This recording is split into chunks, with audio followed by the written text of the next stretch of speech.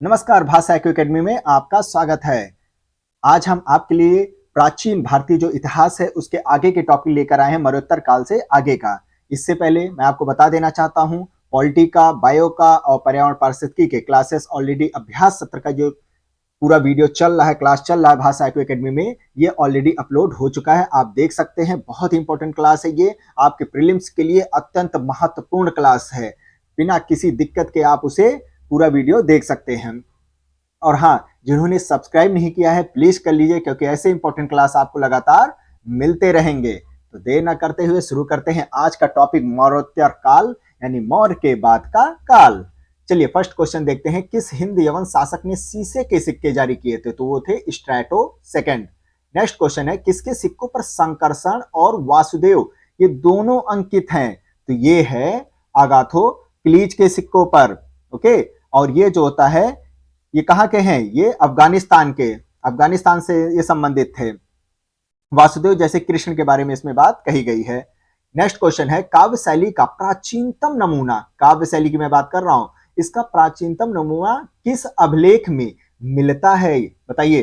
काठियावाड़ के रुद्रदामन अभिलेख में। बिल्कुल सही, काठियावाड़ आपको याद होगा, रुद्रदामन जूनागढ़ अभिलेख गुजरात में जो की है। कहां पर? गुजरात के गिरनार में है। गिरनार पर्वत पे ये प्राप्त हुआ है। और ये जो काठियावाड़ अभिलेख है, इसकी जो लिपि है ये ब्राह्मी लिपि है, ब्राह्मी लिपि में है। और इसकी जो भाषा है ये देखिए ब्राह्मी लिपि में उत्कीर्ण हुआ है, और भाषा जो है संस्कृत भाषा का ये सबसे प्राचीनतम अभिलेख है। इसे आप जरूर याद कर लीजिएगा। नेक्स्ट क्वेश्चन देखते हैं, कार्तमक क्षत्रपों ने किस धातु में अति दुर्लभ सिक्के प्रचलित किए थे? तो ताम्र में। कार्तमक क्षत्रपों में एक राजा थे जिनका नाम था चष्टन। इन्होंने रजत मुद्रा भी चलाई थी और ताम्र मुद्रा भी चलाई थी, लेकिन तांबे की जो ताम्र मुद्रा थी वह बहुत ही कम संख्या में थी, बहुत ही दुर्लभ प्राप्त होती थी, इसीलिए इसे अति दुर्लभ सिक्कों के रूप में मान्यता दी गई है। इसलिए इसका राइट आंसर होगा ताम्र। नेक्स्ट क्वेश्चन है, शासक और वंश से संबंधित है। डेमेट्रियस जो था ये हिंदू यवन शासक था, हिंद यूनानी। रुद्रदामन शक शासक था, शक वंश से संबंधित था। गोडोफर्नीज ये पहलो वंश से संबंधित था, और विम कटफिसस, विम जो है कुषाण वंश से संबंधित थे। नेक्स्ट क्वेश्चन है, उत्तरी और उत्तर पश्चिम भारत में सर्वाधिक संख्या में तांबों के सिक्कों को किसने जारी किया था? तो कुषाणों ने जारी किया था। सबसे ज्यादा तांबों के सिक्कों को इन्होंने ही जारी किया था। और हाँ, ये स्वर्ण और ताम्र दोनों ही ये सिक्के जारी करते थे। जो हिंद यवन शासक थे वो तो पहली बार सोने के सिक्के लेकर आए थे, लेकिन जो सबसे ज्यादा नियमित तरीके से अगर किसी वंश में सोने के सिक्के इन सब का प्रचलन शुरू हुआ था तो कुषाण के काल में ही स्टार्ट हुआ था। ओके, चलिए नेक्स्ट क्वेश्चन है, किसने भारत में स्वर्ण सिक्कों का प्रचलन नियमित उपयोग के लिए किया था? नियमित उपयोग के लिए किसका? स्वर्ण सिक्के का। तो किसने किया था? विम कटफिसस ने किया था, जो कि कुषाण वंश से संबंधित थे। वहीं हम कहें तांबे के सिक्कों का प्रचलन किसने करवाया था? तो वो थे वो थे कुजुल कटफिसस थे। ओके, नेक्स्ट क्वेश्चन है, किसने सर्वप्रथम व्यापक पैमाने पर स्वर्ण मुद्रा का प्रचलन किया था? तो अभी मैंने बताया था विम कटफिसस ने, कुषाण वंश से संबंधित थे। कनिष्क के सारनाथ बौद्ध प्रतिमा अभिलेख की तिथि क्या है? तो वो है 81 ईसवी सन है। ये कनिष्क के सारनाथ बौद्ध प्रतिमा की सन है। ओके, नेक्स्ट क्वेश्चन है, कुषाण शासक कनिष्क का राज्याभिषेक किस सन में हुआ था? तो ये हुआ था 78 एडी में इनका राज्याभिषेक किया गया था। मोस्ट इंपॉर्टेंट क्वेश्चन है, और शक संवत की ये तिथि भी है। नेक्स्ट क्वेश्चन है, विक्रम संवत कब से प्रारंभ हुआ था? तो ये 57 ईसा पूर्व से इसकी तिथि मानी जाती है।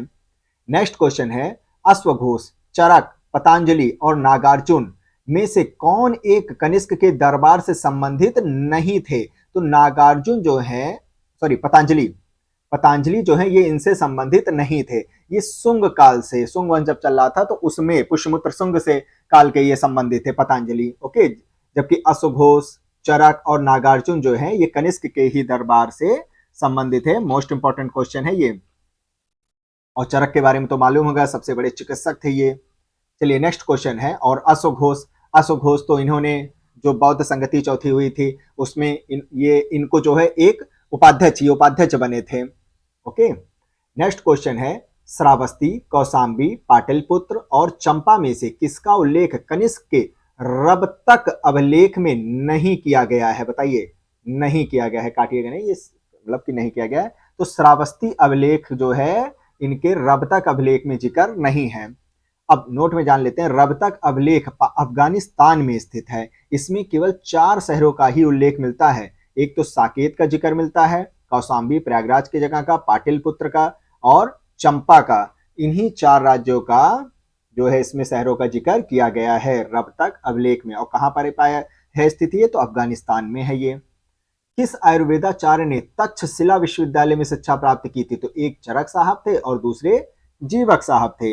इन दोनों ने कहां पर शिक्षा प्राप्त की थी? तक्षशिला विश्वविद्यालय में शिक्षा ग्रहण किया था।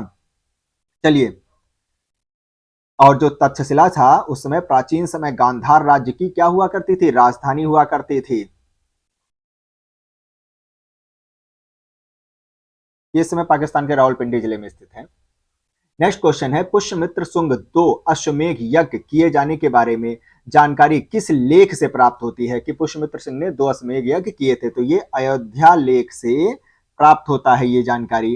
नेक्स्ट क्वेश्चन है, कौन सा शासक वर्ण व्यवस्था का रक्षक कहा जाता था? तो वो गौतम पुत्र सातकर्णी थे, सातवाहन वंश से संबंधित थे ये। मोस्ट इंपॉर्टेंट क्वेश्चन है। नेक्स्ट क्वेश्चन है, मौर्यों के बाद दक्षिण भारत में सबसे शक्तिशाली प्रभावशाली राज्य था? तो वो था सातवाहन वंश ही था, सबसे प्रभावशाली राज्य था। नेक्स्ट क्वेश्चन है, किस चीनी जनरल ने कनिष्क को हराया था? तो पान चाउ थे, उसने कनिष्क को हराया था। नेक्स्ट क्वेश्चन है, किस वंश के साम्राज्य की सीमाएं भारत के बाहर तक फैली थी? तो मौर्य वंश तथा कुषाण वंश, इन दोनों की सीमाएं जो है भारत के बाहर तक भी फैली थी। याद रखिएगा, ये क्वेश्चन विस्तृत था इनका, अधिक क्षेत्रों में इनका काबुल, कांधार, इन सब क्षेत्रों तक इनका विस्तार हुआ करता था। और कुषाण के साम्राज्य की सीमाएं तो भारतीय उपमहाद्वीप से बाहर तक पूरी तरीके से, जैसे कि चीन के तुर्फान, मध्य एशिया, इन सब क्षेत्रों में फैला हुआ था। ओके, अफगानिस्तान तक इन सब का पूरा राज्य चलता था। नेक्स्ट क्वेश्चन है, बाल विवाह की प्रथा प्रारंभ हुई थी? तो ये कब प्रारंभ हुई थी? कुषाण काल में प्रारंभ हो गई थी बाल विवाह। क्या है कि कुषाण काल में जो है बाल विवाह की प्रथा तो थी ही थी, यहाँ पर स्त्रियों में उपनयन की जो समाप्ति भी कर दी गई थी, जो उपनयन प्रथा होती थी। और इतना नहीं, बाल विवाह के प्रचलन इन सब के कारण जो है ये एक निम्न स्थिति इनके शो कर रही होती है कुषाण काल की। ओके, चलिए नेक्स्ट क्वेश्चन है, कुषाण शासक कनिष्क के काल में कला क्षेत्र में किन 2 स्वतंत्र शैलियों का विकास हुआ था? तो एक गांधार शैली और एक मथुरा शैलियों का विकास हुआ था कुषाण शासक कनिष्क के काल में। ओके, कला के क्षेत्र में यह अद्भुत काल था। नेक्स्ट क्वेश्चन है, सही मिलान करते हैं राजवंश और वहां चलाए गए सिक्कों के धातु। तो कुषाणों ने स्वर्ण और तांबे के सिक्के चलाए थे, स्वर्ण विम कटफिसस, ताम्र जो है कुजल कटफिसस ने चलाए थे। और वहीं गुप्त वंश में क्या चला था? स्वर्ण और रजत सिक्के चलाए गए थे, चांदी के सिक्के चलाए गए थे, चंद्रगुप्त द्वितीय के द्वारा चलाए गए थे। याद है कुछ? सातवाहन के समय में चांदी, तांबा और सीसा ये चलाया गया था, लेकिन स्वर्ण सिक्के नहीं चलवाए गए थे। ये पॉइंट आप याद रखिएगा, स्वर्ण सिक्के सातवाहन में नहीं चलवाए गए थे। इसमें चांदी चला था, तांबा चला था और शीशे के भी सिक्के चलाए गए थे। मतलब गिर जाए तो टूट जाए, पूरा सिक्का बर्बाद। नेक्स्ट क्वेश्चन है, अफगानिस्तान का बामियान किस लिए प्रसिद्ध है? तो सभी को मालूम होगा, बुद्ध प्रतिमा के लिए ये फेमस है बामियान जो है।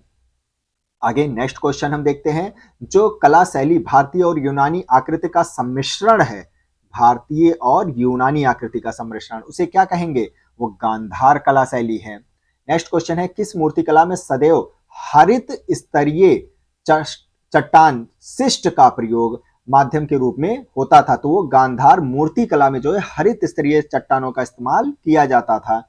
पहली ईरानी शासक जिसने भारत के कुछ भाग को अपने अधीन किया था, तो वो था डेरियस प्रथम था।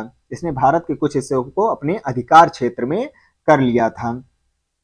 ओके, डेरियस प्रथम के समय में संपूर्ण सिंधु घाटी का प्रदेश शामिल हो चुका था, और भी कई राजपुताना भी इसके अंडर में चले गए थे, रेगिस्तान का कुछ इलाका इसके अंडर में चला गया था, तो ये सब इसके अंडर में थे। चालुक्य, पल्लव, राष्ट्रकूट और सातवाहन राजवंशों में से सबसे पुराना राजवंश था, तो वो था सातवाहन वंश, सबसे पुराना राजवंश था उस समय का।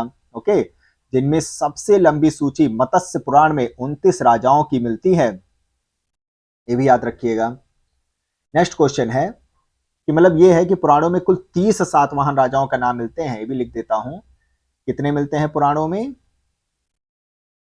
30 सातवाहन राजाओं के बारे में जिक्र किया गया है, और जिनमें से सबसे लंबी सूची जो है मत्स्य पुराण में देखने को आपको मिलेगी। इसमें 29 राजा का जिक्र किया गया है। सातवाहन की मैं बात कर रहा हूं अभी। चलिए नेक्स्ट क्वेश्चन है, सातवाहनों की राजधानी अवस्थित थी, तो ये कहां पर अवस्थित थी? अमरावती में स्थित है राजधानी जो है। और नोट में क्या, वास्तविक राजधानी प्रतिष्ठान या पैठन में थी। नेक्स्ट क्वेश्चन, किसके लिए एका ब्राह्मण युक्त हुआ है शब्द? तो ये जो है गौतमी पुत्र सातकर्णी के लिए यह शब्द इस्तेमाल किया गया है, एका ब्राह्मण। और सातवाहन शासक गौतम पुत्र सातकर्णी है, नासिक अभिलेख में इनका जिक्र ये किया गया है। कहां पर? नासिक अभिलेख में ये जिक्र किया गया है कि एका ब्राह्मण थे, यानी कि अद्वितीय ब्राह्मण, ब्राह्मणों का एकमात्र रक्षक की उनको उपाधि दी गई थी। ओके, चलिए नेक्स्ट क्वेश्चन देखते हैं। आंध्र सातवाहन राजाओं की सबसे लंबी सूची किस पुराण में मिलती है? तो ये सबसे लंबी सूची जो है आपको मत्स्य पुराण में देखने को मिलेगी, जैसा कि मैंने अभी आपको बताया था। 29 राजाओं का उसमें जिक्र किया गया है। राजवंश और राजधानी, सुंग राजवंश की जो राजधानी थी पाटलिपुत्र थी। नेक्स्ट है सातवाहन की पैठन थी, मैंने बताया था पैठन है ना, प्रतिष्ठानपुर जैसे पैठन में अवस्थित थी, बाद में उसका आरंभिक अमरावती फिर मानी जाने लगी थी। और इसी राजवंश को आंध्र भट्ट या आंध्र जातीय भी कहा जाता है। सातवाहन को कौन को और क्या कहा जाता है? आंध्र भट्ट या आंध्र जातीय भी कहा जाता है। नेक्स्ट है कदम राजवंश की राजधानी वनवासी थी, और चंदेलों की राजधानी जो थी महोबा थी। नेक्स्ट क्वेश्चन है जो कथन है और सही भी बता रहा है, सातवाहन काल में संस्कृत के साथ प्रकृत और अन्य लोक भाषाओं का विकास हुआ था। तो संस्कृत तो था ही, साथ ही साथ प्राकृत भाषाओं का भी पूर्ण विकास हुआ था। सातवाहन राजाओं ने साहित्य रचना के लिए संस्कृत तथा अन्य लोक भाषाओं को भी इन्होंने अपनाया था, प्रश्रय दिया हुआ था। मोस्ट इंपोर्टेंट क्वेश्चन है, याद रखिएगा। और उसमें मैं कुछ बता देता हूं। गाथा सप्तसती जो है, हाल नामक राजा ने इसको लिखा था। गाथा सप्तसती ये हाल राजा का है, और ये प्राकृत भाषा में श्रृंगार रस प्रधान गीत काव्य है। किस भाषा में है ये? प्राकृत भाषा में श्रृंगार रस प्रधान है। और इनके दरबार में एक गुड़ाढ़ और एक और रहते थे, शिववर्मन। गुड़ाढ़ और सर्ववर्मन रहते थे, सर्ववर्मन। तो इन्होंने भी अपनी अपनी रचनाएं लिखी हैं। गुड़ाढ़ ने तो बृहत कथा नामक ग्रंथ की रचना की हुई है। कौन सी? बृहत कथा गुड़ाढ़ की है। और सर्ववर्मा की इनकी कातंत्र थी, कातंत्र। और कातंत्र जो है ये सांस्कृतिक व्याकरण हुआ करता था। कातंत्र क्या था?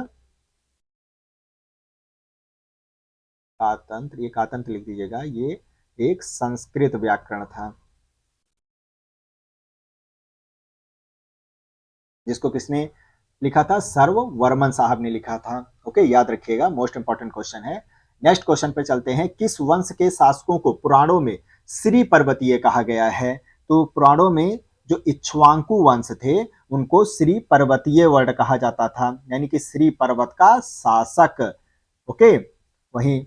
और हाँ, ये जो है आंध्र भट्ट भी कहा गया इनको। वो किस लिए? क्योंकि ये आंध्रों के नौकर एक रूप में इनको नाम दिया गया है। और इस वंश के संस्थापक कौन थे? श्री शांत मूल थे। संस्थापक कौन थे? श्री शांत, शांत थे का भी ऐसे याद कर लेना, मूल। ये इक्ष्वाकु वंश के जो है संस्थापकों में माने जाते हैं।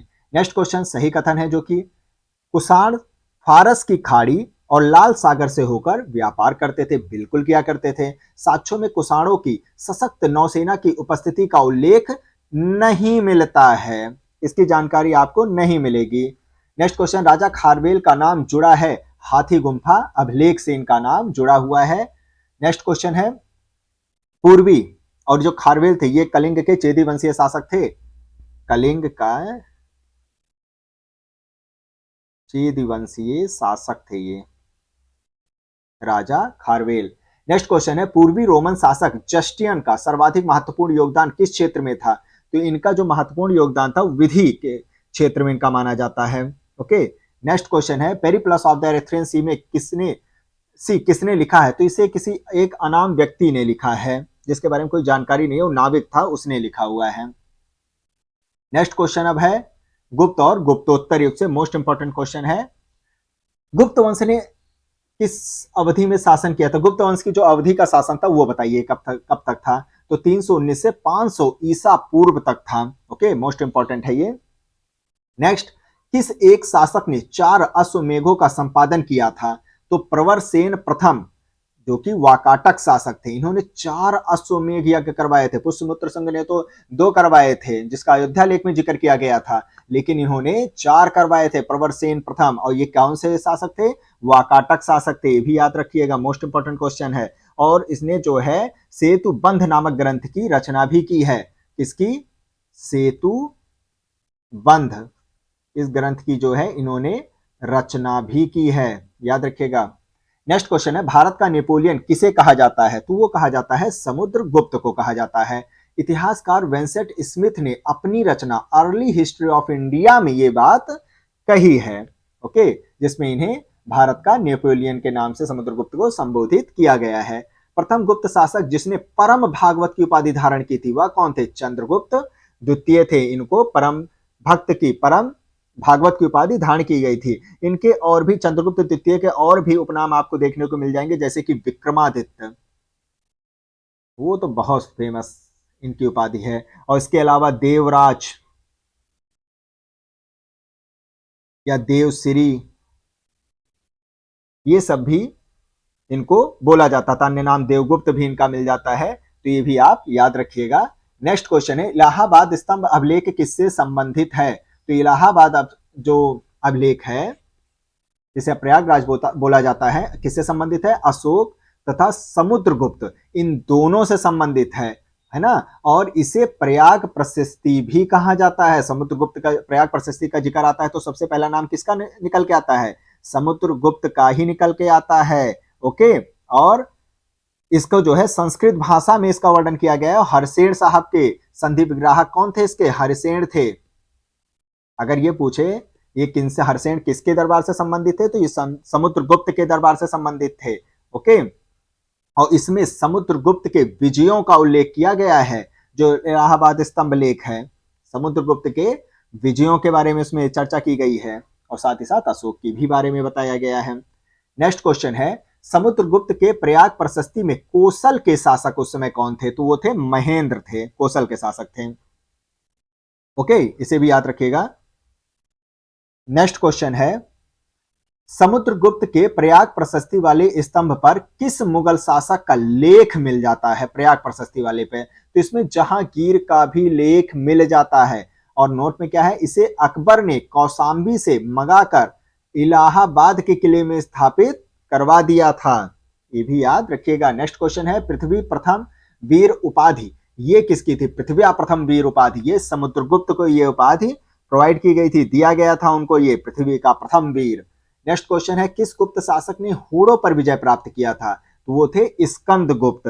इन्होंने होड़ों पर अपनी विजय को पूरी तरीके से हासिल किया था। नेक्स्ट क्वेश्चन है, किस अभिलेख से ज्ञात होता है कि स्कंदगुप्त ने होड़ों पर विजय प्राप्त किया था? तो किस अभिलेख से पता चलता है? भीतरी स्तंभ लेख, उत्तर प्रदेश के गाजीपुर जिले में स्थित है, इससे इसके बारे में जानकारी मिल जाएगी आपको। नेक्स्ट क्वेश्चन है, और ये गाजीपुर के सैदपुर तहसील में आ जाता है। नेक्स्ट क्वेश्चन है, लेकिन उतना डिटेल नहीं जानने की जरूरत है। शक विजेता किसे जाना जाता है? तो ये तो हर किसी को मालूम होगा, चंद्रगुप्त द्वितीय को जो है शक विजेता जाना जाता है। स्कंदगुप्त घोड़ों पर विजय प्राप्त की थी, वहीं शक विजेता जो थे वो कौन थे? ये चंद्रगुप्त द्वितीय थे। ये दोनों ही नाम आप जरूर याद रखिएगा। ओके, नेक्स्ट क्वेश्चन है, रजत सिक्के जारी करने वाला प्रथम गुप्त शासक था? तो वो चंद्रगुप्त द्वितीय था। अभी मैंने आपको बताया था इन्होंने चांदी के सिक्के जारी करवाए थे। ये क्या है, जब उन्होंने शक पर विजय हासिल की थी, उन्होंने एक सकार की उपाधि भी धारण कर ली थी शकों पर विजय हासिल करने के बाद, और उसके बाद खुशी खुशी में एकदम नाचते गाजते उन्होंने चांदी के सिक्के जारी करने का ऐलान दे दिया था चंद्रगुप्त द्वितीय ने।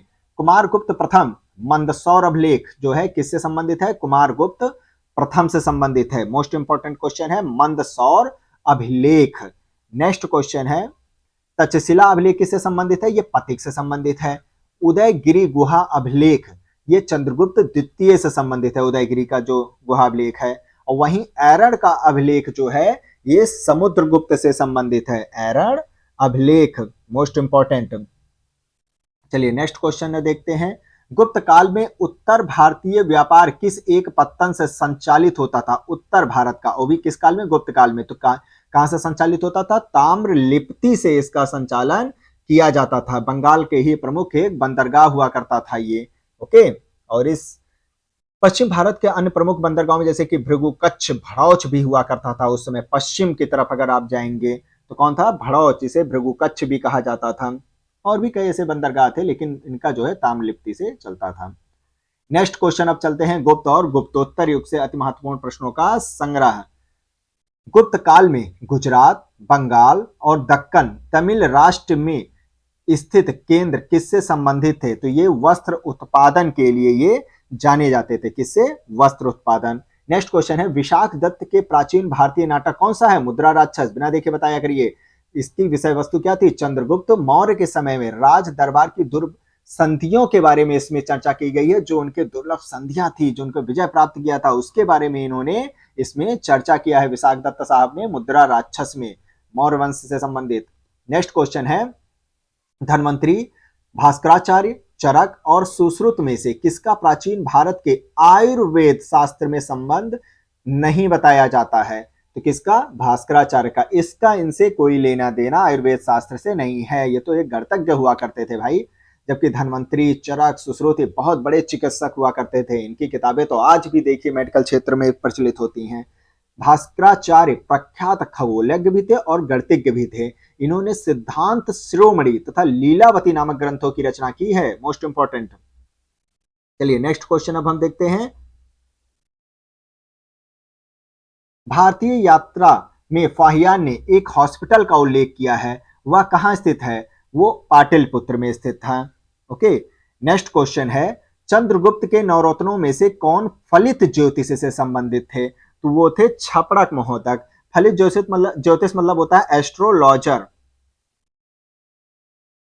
ओके, छपड़क महोदय जो है एक एस्ट्रोलॉजर थे, ये नवरत्नों में से उनके। और एक चीज मैं और आपको बता देता हूं, 7वीं शताब्दी में ब्रह्मगुप्त के द्वारा चक्रीय चतुर्भुज का सिद्धांत लाया गया था। चक्रीय चतुर्भुज का सिद्धांत किसके द्वारा लाया गया था, ये लाया गया था ब्रह्मगुप्त के द्वारा। ये भी याद रखिएगा, पूछ लेता है अक्सर। और हाँ, एक और क्वेश्चन आप याद रखिएगा, त्रिकोणमिति, ज्या, कोसाइन, ये सब का भी ज्ञात हुआ था कब, 5वीं शताब्दी में इन सब की जानकारी मिल गई थी। ओके, और आर्यभट्ट, सूर्य सिद्धांत और आर्यभट्ट में इनका उल्लेख भी किया गया है, किसका, साइन का। मैथ में आपने पढ़ा होगा कोसाइन का, इसका कहां कहां जिक्र मिल जाएगा, सूर्य सिद्धांत, या आपको आर्यभट्टीय में इसका जिक्र मिल जाएगा, इसे आप मेंशन कर लीजिएगा। सिद्धांत इन सब में इसका जिक्र है, और 5वीं शताब्दी में इसकी जो है भारत में इजाद हो चुका था। चलिए अब नेक्स्ट क्वेश्चन देखते हैं। कौड़ी, दिनार, निस्क और पड़ में से कौन गुप्तकालीन स्वर्ण मुद्रा है, तो दीनार जो है एक गुप्त काल की ये स्वर्ण मुद्रा हुआ करती थी, दीनार, याद रखिएगा इन सभी मुद्राओं में। नेक्स्ट क्वेश्चन है गुप्तकालीन रजत मुद्राओं को नाम दिया गया था रूपक। अगर हम स्वर्ण मुद्रा दिनार थी तो रजत मुद्रा को क्या कहा जाता था, रूपक के नाम से संबोधित किया जाता था। किस गुप्त शासक ने सर्वप्रथम सिक्के जारी किए थे, तो चंद्रगुप्त प्रथम ने सबसे पहले सिक्के जारी करवाए थे, चंद्रगुप्त प्रथम ने ही करवा दिए थे। गुप्त काल में लिखित संस्कृत नाटकों में स्त्री और शूद्र क्या बोला करते थे, तो वो प्रकृत भाषा बोलते थे। ओके, प्राकृत भाषा का इनका ज्यादा इस्तेमाल किया करते थे, और उच्च वर्ग के लोग ये संस्कृत भाषा का इस्तेमाल किया करते थे। सती प्रथा का प्रथम अभिलेखीय साक्ष्य प्राप्त हुआ है? सती प्रथा का कहां से प्राप्त हुआ है? एरण अभिलेख से प्राप्त हुआ है। याद रखिएगा, मोस्ट इंपॉर्टेंट क्वेश्चन है ये।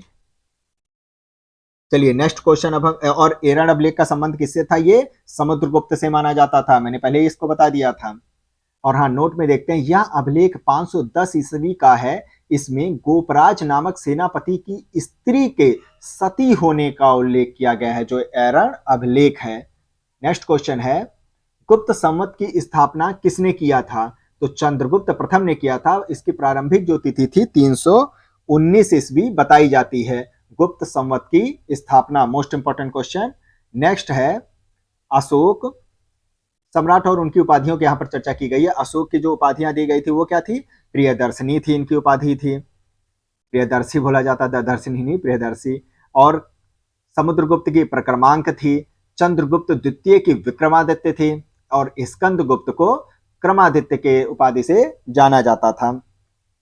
नेक्स्ट क्वेश्चन है, नगरों का क्रमिक पतन किस काल की एक महत्वपूर्ण विशेषता थी? तो वो तो गुप्त काल की थी। मतलब कि एक राजा के बाद दूसरे राजा, फिर धीरे धीरे इनका क्रमिक पतन होने लगा। उसी में कई आक्रमण हुए, हूड़ का हुआ, शक का हुआ, और भी कई कारण इसके लिए जिम्मेदार बन गए थे। किस शासक वंश ने मंदिरों और ब्राह्मणों को सबसे अधिक गांव अनुदान में दे दिए थे, ग्राम अनुदान में दिए थे? तो वो गुप्त वंश में ही दिए गए थे। समझ रहे हैं? नेक्स्ट क्वेश्चन है, किस प्रकार के भूमि को अप्रहत कहा जाता था? तो बिना जोती हुई जो जंगली भूमि होती थी उसे अप्रहत के नाम से जाना जाता था।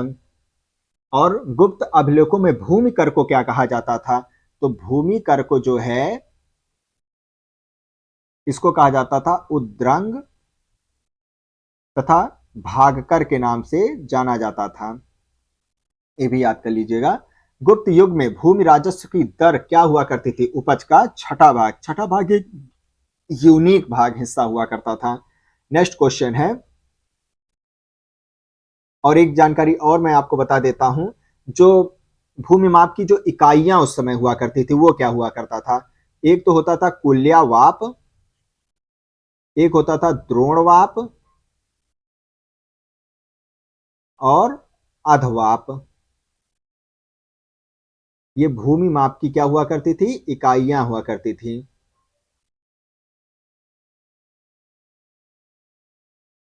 ओके, ये सभी गुप्त वंश से संबंधित है। नेक्स्ट क्वेश्चन है, भारत के इतिहास के संदर्भ में कुल्यावाप और द्रोणवाप शब्द क्या निर्दिष्ट करता है? देखिए यहां पर मेंशन है भूमाप को। प्राचीन भारत में सिंचाई को क्या कहते थे? विदक भाकम कहते थे। बिदक बिदक के बारिश हो रही है, इसे कहा गया विदक भागम कहा गया। और भूमिकर को क्या कहा जाता था? उद्रंग और उद्रंग कहा जाता था। और हिरण्य एक शब्द होता था, मौर्य काल में लिया जाने वाला, नकद कर हुआ करता था। हिरण्य जो होता था ये नकद कर को बोला जाता था। ओके, ये गुप्त काल की सब बातें हो रही हैं यहां पर। नेक्स्ट क्वेश्चन है, तीसरी शताब्दी में वारंगल प्रसिद्ध था। तो ये जो है वारंगल की मैं बात कर रहा हूं, ये लौह के यंत्रों और उपकरणों के लिए ये काफी फेमस था। प्राचीन भारतीय गुप्त राजवंश के समय में के संदर्भ में नगर घंटाशाला, कंदूरा तथा चौल किस लिए विख्यात थे? तो ये सभी विदेशी व्यापार करने वाले क्या हुआ करते थे? बंदरगाह हुआ करते थे। ये भी इंपॉर्टेंट है। घंटाशाला, कंदूरा ये पूर्वी तटीय शहर थे। ये जो घंटाशाला और कंदूरा है ये पूर्वी तटीय शहर हुआ करते थे, जबकि पश्चिमी तट पर कौन था? ये चौल था। Okay,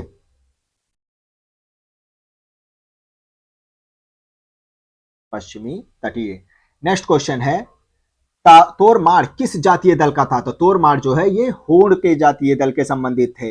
most important question. और नोट में क्या है, मध्य भारत की एरर नामक स्थान से वाराह प्रतिमा पर खुदा हुआ उनका लेख मिल जाएगा आपको। वाराह प्रतिमा एरर नामक स्थान पर मध्य भारत में मिलेगा। ओके, तो तोरमाड़ किस जातीय दल का? हूण का था। किसने हूण शासक मिहिर कुल को पराजित किया था? तो वो थे यशोधर्मन साहब थे, जिन्होंने हूण शासक को मिहिर कुल को पराजित किया था। चीनी तीर्थयात्री किसने छठी शताब्दी में भारत दर्शन किया था? किसने किया था? सुंग युन। इसने छठी शताब्दी में भारत का दर्शन किया था, यहाँ टहलने आया था। 515 ईस्वी से 520 ईस्वी के आसपास ये मुंह उठा के आया था। सही कथन कुछ इस प्रकार है, गुप्त सम्राट स्वयं के लिए दैवीय अधिकारों का दावा किया करते थे, अपने अधिकारों को दैवीय मानते थे। इनका प्रशासन संघात्मक था, कोई केंद्रीयकृत नहीं था। क्या था, संघात्मक शासन हुआ करता था, और इन्होंने भूमि दान की परंपरा को विस्तारित करवाया था और बढ़ाया था इन्होंने। ये तो आपको अभी मैंने बताया था। गुप्त काल के दौरान भारत में बलात् श्रम के संदर्भ में कौन सा कथन सही है? तो सही कथन यह है कि इसे राज्य के लिए आय का एक स्रोत, जनता द्वारा दिया जाने वाला एक प्रकार का कर माना जाता था। आय का एक स्रोत भी होता था और जनता द्वारा दिया जाने वाला एक टैक्स भी होता था। शूद्रक द्वारा लिखी हुई प्राचीन भारतीय पुस्तक मृच्छकट्टकम किसने लिखा? शूद्रक ने लिखा है। इसका विषय क्या था? एक धनी व्यापारी और एक गणिका की पुत्री की प्रेम गाथा का इसमें जिक्र किया गया है। ओके, नेक्स्ट क्वेश्चन अब चलते हैं। कुल मिला के प्रेम गाथा पर आधारित है ये जो है मृच्छकट्टकम। भारत में दार्शनिक विचार के इतिहास के संबंध में सांख्य संप्रदाय से संबंधित कथनों पर विचार कीजिए। सांख्य संप्रदाय के बारे में अब हम चर्चा करने वाले हैं। सांख्य पुनर्जन्म तथा आत्मा के आवागमन के सिद्धांतों को क्या करते थे? स्वीकार किया करते थे। कपिल मुनि का जो सांख्य दर्शन है, और सांख्य की मान्यता है कि आत्मज्ञान ही मोक्ष की ओर ले जाता है, ना कि कोई बाह्य ज्ञान अथवा कारक। आत्मज्ञान ही ले जाता है मोक्ष की तरफ। ये सभी कथन है सांख्य संप्रदाय के द्वारा कहा गया है। नेक्स्ट क्वेश्चन है, सही विकल्प है जो कि सही बताया जा रहा है। कपिल सांख्य पद्धति के सबसे पुराने प्रणेता है, बिल्कुल मोस्ट इंपॉर्टेंट। और नेक्स्ट पॉइंट है, कपिल यह बताते हैं कि किसी व्यक्ति का जीवन प्रकृति की शक्तियों द्वारा ही गढ़ा जा सकता है, किसी दैवीय सत्ता द्वारा नहीं उसको गढ़ा जा सकता है। जो प्रकृति की ताकतें हैं वही उसके जीवन को बना रही होती है, कपिल मुनि का कहना है। ओके, सांख्य पद्धति में। नेक्स्ट क्वेश्चन है, अनुस्मृति, प्रत्याहार, ध्यान, धारणा, इनमें से कौन एक अष्टांग योग का अंश नहीं है? तो अनुस्मृति जो है ये अष्टांग योग का जो है एक अंश नहीं माना जाता है। ओके, चलिए नेक्स्ट क्वेश्चन अब हम देखते हैं। महाभाष्य के लेखक पतंजलि समसामयिक थे किसके? पुष्यमित्र शुंग के समसामयिक थे ये।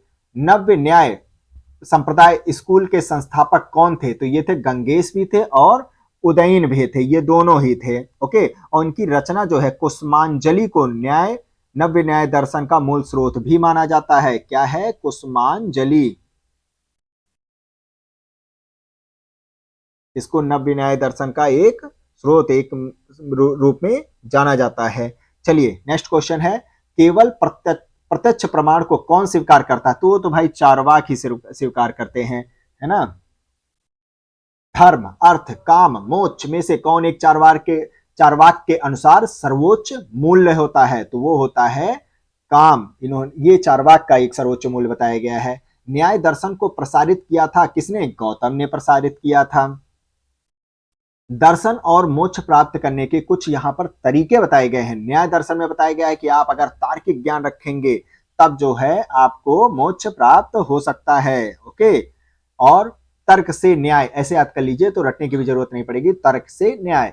मीमांसा दर्शन, इसमें अपूर्व वैदिक अनुष्ठान करना और कर्म सिद्धांत की बात कही गई है। मीमांसा दर्शन में कर्म सिद्धांत मोस्ट इंपॉर्टेंट, और अपूर्व का सिद्धांत भी मीमांसा में दिया गया है। ओके, सांख्य दर्शन वास्तविक ज्ञान का संग्रहण है ये। ओके, कपिल मुनि का सांख्य दर्शन वास्तविक ज्ञान दे रहा है ये। और वेदांत दर्शन जो है इसमें ज्ञान कांड के रूप में है, आत्मज्ञान के बारे में बताया गया। वेदांत दर्शन मोस्ट इंपॉर्टेंट है ये। नेक्स्ट क्वेश्चन है, षट दर्शन, उसके कुछ प्रवर्तक हैं यहाँ पर। दर्शन और प्रवर्तक, न्याय दर्शन के कौन थे? गौतम थे। ओके, और आगे देखते हैं, पूर्व मीमांसा, कर्म मीमांसा, धर्म मीमांसा, ये सभी एक ही नाम है इसके, थे जैमिनी साहब थे। और उत्तर मीमांसा तथा वेदांत दर्शन के जो है उत्तर यानी कि वाद की बात कर रहा है, वादरायण थे। ओके, और सांख्य दर्शन के कपिल मुनि थे। वैशेषिक दर्शन के उलूक कड़ाद मुनि थे। ओके, मोस्ट इंपॉर्टेंट, उलूक कड़ाद मुनि थे इसके। वहीं योग दर्शन के तो हर किसी को मालूम होगा पतंजलि थे, है ना। कर्म का सिद्धांत संबंधित है, मीमांसा से संबंधित है, अभी बताए थे। किस दर्शन का मत है कि वेद शाश्वत सत्य है? मीमांसा का ही कहना है। वेदांत दर्शन पर इन्होंने जोर दिया था। ओके, नेक्स्ट क्वेश्चन है, अपूर्व का सिद्धांत संबंधित है, मीमांसा से संबंधित है। ओके, अपूर्व का सिद्धांत भी। किस भारतीय दर्शन ने परमाणु सिद्धांत का प्रतिपादन किया था? तो वैशेषिक ने जो है इन्होंने परमाणु सिद्धांत के बारे में चर्चा किया है। सृष्टि का निर्माण कहते हैं कि अणुओं से हुआ है, ऐसा इनका मानना था, वैशेषिक। ओके, नेक्स्ट क्वेश्चन है, वैशेषिक दर्शन के वैसे कौन थे? उलूक कड़ाद मुनि थे। सॉरी, उल्लूक कड़ाद मुनि थे, अभी मैंने आपको बताया था। नेक्स्ट है लोकायत दर्शन, किसको कहा जाता है? तो चारवाक। ओके, लोकायत दर्शन। नेक्स्ट क्वेश्चन है, और हाँ नोट है इसका, देख लीजिए, यह एक भौतिकवादी दर्शन है। प्रच्छन्न बौद्ध किसे कहा जाता था? ये मैं पहले भी बता चुका हूं, शंकराचार्य जी को कहा जाता था। अद्वैत दर्शन के प्रणेता भी है, हिंदू धर्म के प्रख्यात दार्शनिक भी कहे गए हैं ये। ज्ञान कर्म भक्ति योग में से अद्वैत वेदांत के अनुसार किसके द्वारा मुक्ति प्राप्त की जा सकती है? तो बताइए, ज्ञान के द्वारा ही तो मुक्ति प्राप्त हो सकती है। शंकराचार्य, अभिनवगुप्त, रामानुज, माधव में से किसका संबंध वेदांत दर्शन के साथ नहीं है? तो अभिनवगुप्त का संबंध जो है वेदांत दर्शन के साथ नहीं है, जबकि रामानुज, माधव, शंकराचार्य इनका संबंध है। ये दर्शन के क्षेत्र में नहीं, दर्शन के क्षेत्र में तर्क शास्त्र से ये जुड़े हुए थे।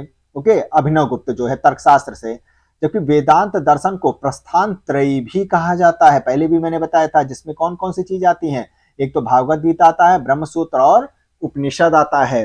मोस्ट इंपॉर्टेंट, विक्रम संवत की स्थापना कब हुई थी? 58 ईस्वी, ईसा पूर्व इसको माना जाता है, ईस्वी नहीं, ईसा पूर्व है। वहीं अगर हम शक संवत कहें तो वो 78 ईस्वी था, 78 ईस्वी था। गुप्त संवत 320 ईस्वी था, 319 20 ये माना जाता है। कली संवत 3102 ईस्वी ईसा पूर्व कली संवत को माना जाता है।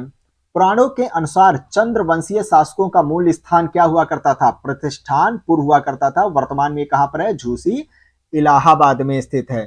चंद्रवंशीय शासकों का ये मूल स्थान माना जाता था। ओके, जिसे सोमवंश भी कहा जाता था। क्या कहा जाता था? सोमवंश। चंद्रवंशीय शासकों का वैसे मूल स्थान त्रेता युग में प्रयाग हुआ करता था, त्रेता युग में अगर कहा जाए। फिर प्रलय के कारण द्वापर युग में चंद्रवंशीय शासकों ने प्रतिष्ठानपुर को अपनी राजधानी बना लिया था।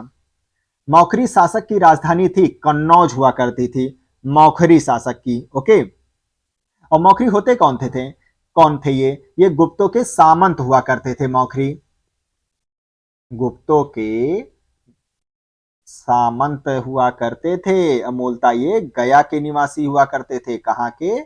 गया के निवासी होते थे। और इसमें कौन कौन से मुख्य शासक हुए हैं? तो जैसे कि कुछ नाम ऐसे याद कर लीजिएगा, हरिवर्मा थे, आदित्य वर्मा थे, ईशान वर्मा थे, सर्व वर्मा थे, ग्रह वर्मा थे। ये सब इनके मेन शासक हुआ करते थे मौखरी शासन में। नेक्स्ट क्वेश्चन है, हर्ष के समय की सूचनाएं किसकी पुस्तकों में निहित हैं? तो कल्हड़ के राज तरंगड़ी में, जिसमें कश्मीर के बारे में चर्चा की गई है, उसमें इनका जिक्र किया गया है। हर्ष के साम्राज्य की राजधानी क्या हुआ करती थी? तो वो थी कन्नौज हुआ करती थी। नेक्स्ट क्वेश्चन, सम्राट हर्ष ने अपनी राजधानी थानेश्वर से कहां स्थानांतरित कर दिया था? तो इन्होंने थानेश्वर से कन्नौज की तरफ अपनी राजधानी स्थानांतरित कर लिया था। नेक्स्ट क्वेश्चन है, सम्राट हर्षवर्धन ने दो महान धार्मिक सम्मेलनों का आयोजन कहां करवाए थे? तो एक कन्नौज में करवाए थे और एक प्रयागराज में इन्होंने करवाया था। ओके, और हाँ, हर्ष के समय में प्रति 5वें वर्ष प्रयाग के संगम क्षेत्र में एक समारोह का आयोजन किया जाता था, जिसे क्या कहा जाता था? महामोक्ष परिषद भी बोला जाता था। महामोक्ष परिषद हर 5 साल पर आयोजित किया जाता था ये। चलिए नेक्स्ट क्वेश्चन देखते हैं, चालुक्य शासक पुलकेशिन की हर्ष पर विजय का क्या वर्ष था? तो ये था 618 ईस्वी बोला जाता है। नेक्स्ट क्वेश्चन है, हर्ष के दरबार में पुलकेशिन द्वितीय ने इन पर जीत अपनी हासिल की थी। ओके, द्वितीय थे वो। ह्वेनसांग क्यों हर्ष के दरबार में ह्वेनसांग को एक दूत के रूप में किसने भेजा? तो किसी ने भी नहीं भेजा था, ये अपने आप ही मुंह उठाकर चले आए थे। ह्वेनसांग की भारत में यात्रा के समय सूती कपड़ों के उत्पादन के लिए सबसे प्रसिद्ध नगर कौन सा माना गया है? इन्होंने किसको देखा सूती कपड़ों का उत्पादन करते हुए? मथुरा में जाकर देखा। नेक्स्ट क्वेश्चन है, कौश्य शब्द का प्रयोग किया गया है, रेशम के लिए इसका इस्तेमाल किया गया है, कौश्य शब्द। चीनी यात्री जिसने भीनमाल की यात्रा की थी वो कौन थे? ह्वेनसांग साहब थे, इन्होंने भीनमाल की यात्रा किया था। ओके, और जो ये ह्वेनसांग थे, इनको कुछ और उपाधियां में मिली थी, जैसे कि इनको यात्रियों का राजकुमार बोला जाता था। सोचिए, यात्रियों का राजकुमार बोला जाता था। और इनकी जो यात्रा वृत्तांत है वो कौन सा था, सी यू की थे, सी यू की, इसमें ये यात्रा विवरण है इनका। ओके, और ह्वेनसांग जो ये बौद्ध थे, बौद्ध धर्म को इन्होंने अडॉप्ट किया था, लिया था। ओके, नेक्स्ट क्वेश्चन है, ह्वेनसांग ने किस विश्वविद्यालय में अध्ययन किया था? तो इन्होंने नालंदा विश्वविद्यालय में जो है इन्होंने अपना अध्ययन किया था। ओके, चलिए नेक्स्ट क्वेश्चन है, चीनी लेखक भारत का उल्लेख किस नाम से करते थे? तो ये जो है इनतू के नाम से किया करते थे। नेक्स्ट क्वेश्चन है, भारत में सबसे प्राचीन विहार कौन सा था? तो वो था नालंदा विहार, जो है सबसे प्राचीन विहार था, लेकिन बख्तियार खिलजी ने इसको तोड़ मरोड़ के एकदम तोड़ डाला, नष्ट कर दिया था उसने इतने अच्छे विहार को। ओके, अब भारत में तो बौद्ध मत के पतन के लिए अंतिम प्रहार के रूप में इसे फिर देखा जाने लगा था, कि इससे एक पतन देखा गया। फिर गुप्तोत्तर युग में प्रमुख व्यापारिक केंद्र क्या हुआ करता था? कन्नौज हुआ करता था, हर्ष ने जिसे अपनी राजधानी बना रखी थी। ओके, क्या हुआ था कि गुप्त युग में उज्जैन की ज्यादा प्रतिष्ठा हुआ करती थी, फिर वहां से हटकर जब गुप्तोत्तर युग स्टार्ट हुआ, फिर कन्नौज की तरफ इसका रुख बदलना शुरू हो गया था, वरना तो क्या कहा जाता था, उज्जैन का उस समय प्रकोष्ठ मतलब कि प्रताप हुआ करता था। फिर राजधानी बनाई गई, थानेश्वर से कन्नौज लाया गया हर्षवर्धन के द्वारा, फिर इसका पल्ला भारी होना शुरू हो गया, और इसके लिए तो एक महान युद्ध भी लड़ा गया था कन्नौज का, किसके किसके बीच, पाल, प्रतिहार और राष्ट्रकूट के बीच हुआ था, जिसमें प्रतिहार एट लास्ट जाकर के, हमको लगता है 100 या 200 साल लग गया था, तब जाकर के विजय प्राप्त किया था। ओके, पाल, प्रतिहार और राष्ट्रकूटों के बीच त्रिशक्ति युद्ध हुआ था कन्नौज के लिए। नेक्स्ट क्वेश्चन है, सही कथन है, सामंतवाद का विकास गुप्तोत्तर काल की कृषक संरचना की एक प्रमुख विशेषता हुआ करती थी। सामंतवाद जो है ये गुप्तोत्तर काल में काफी प्रचलित था कृषक संरचना की दृष्टि से। इस काल में भूस्वामी, मध्यस्थ वर्ग तथा आश्रित कृषक वर्ग अस्तित्व में आए थे। ओके, नेक्स्ट क्वेश्चन, आदि शंकर जो बाद में शंकराचार्य बने, उनका जन्म कहां हुआ था? तो उनका जन्म हुआ था केरल में हुआ था। ओके, नेक्स्ट क्वेश्चन है, इन्होंने अद्वैत वेदांत का दर्शन दिया था, ये तो आपको याद ही होगा। 4 मठ इनके वर्तमान में हिंदू धर्म के पथ प्रदर्शक के रूप में जाने जाते हैं।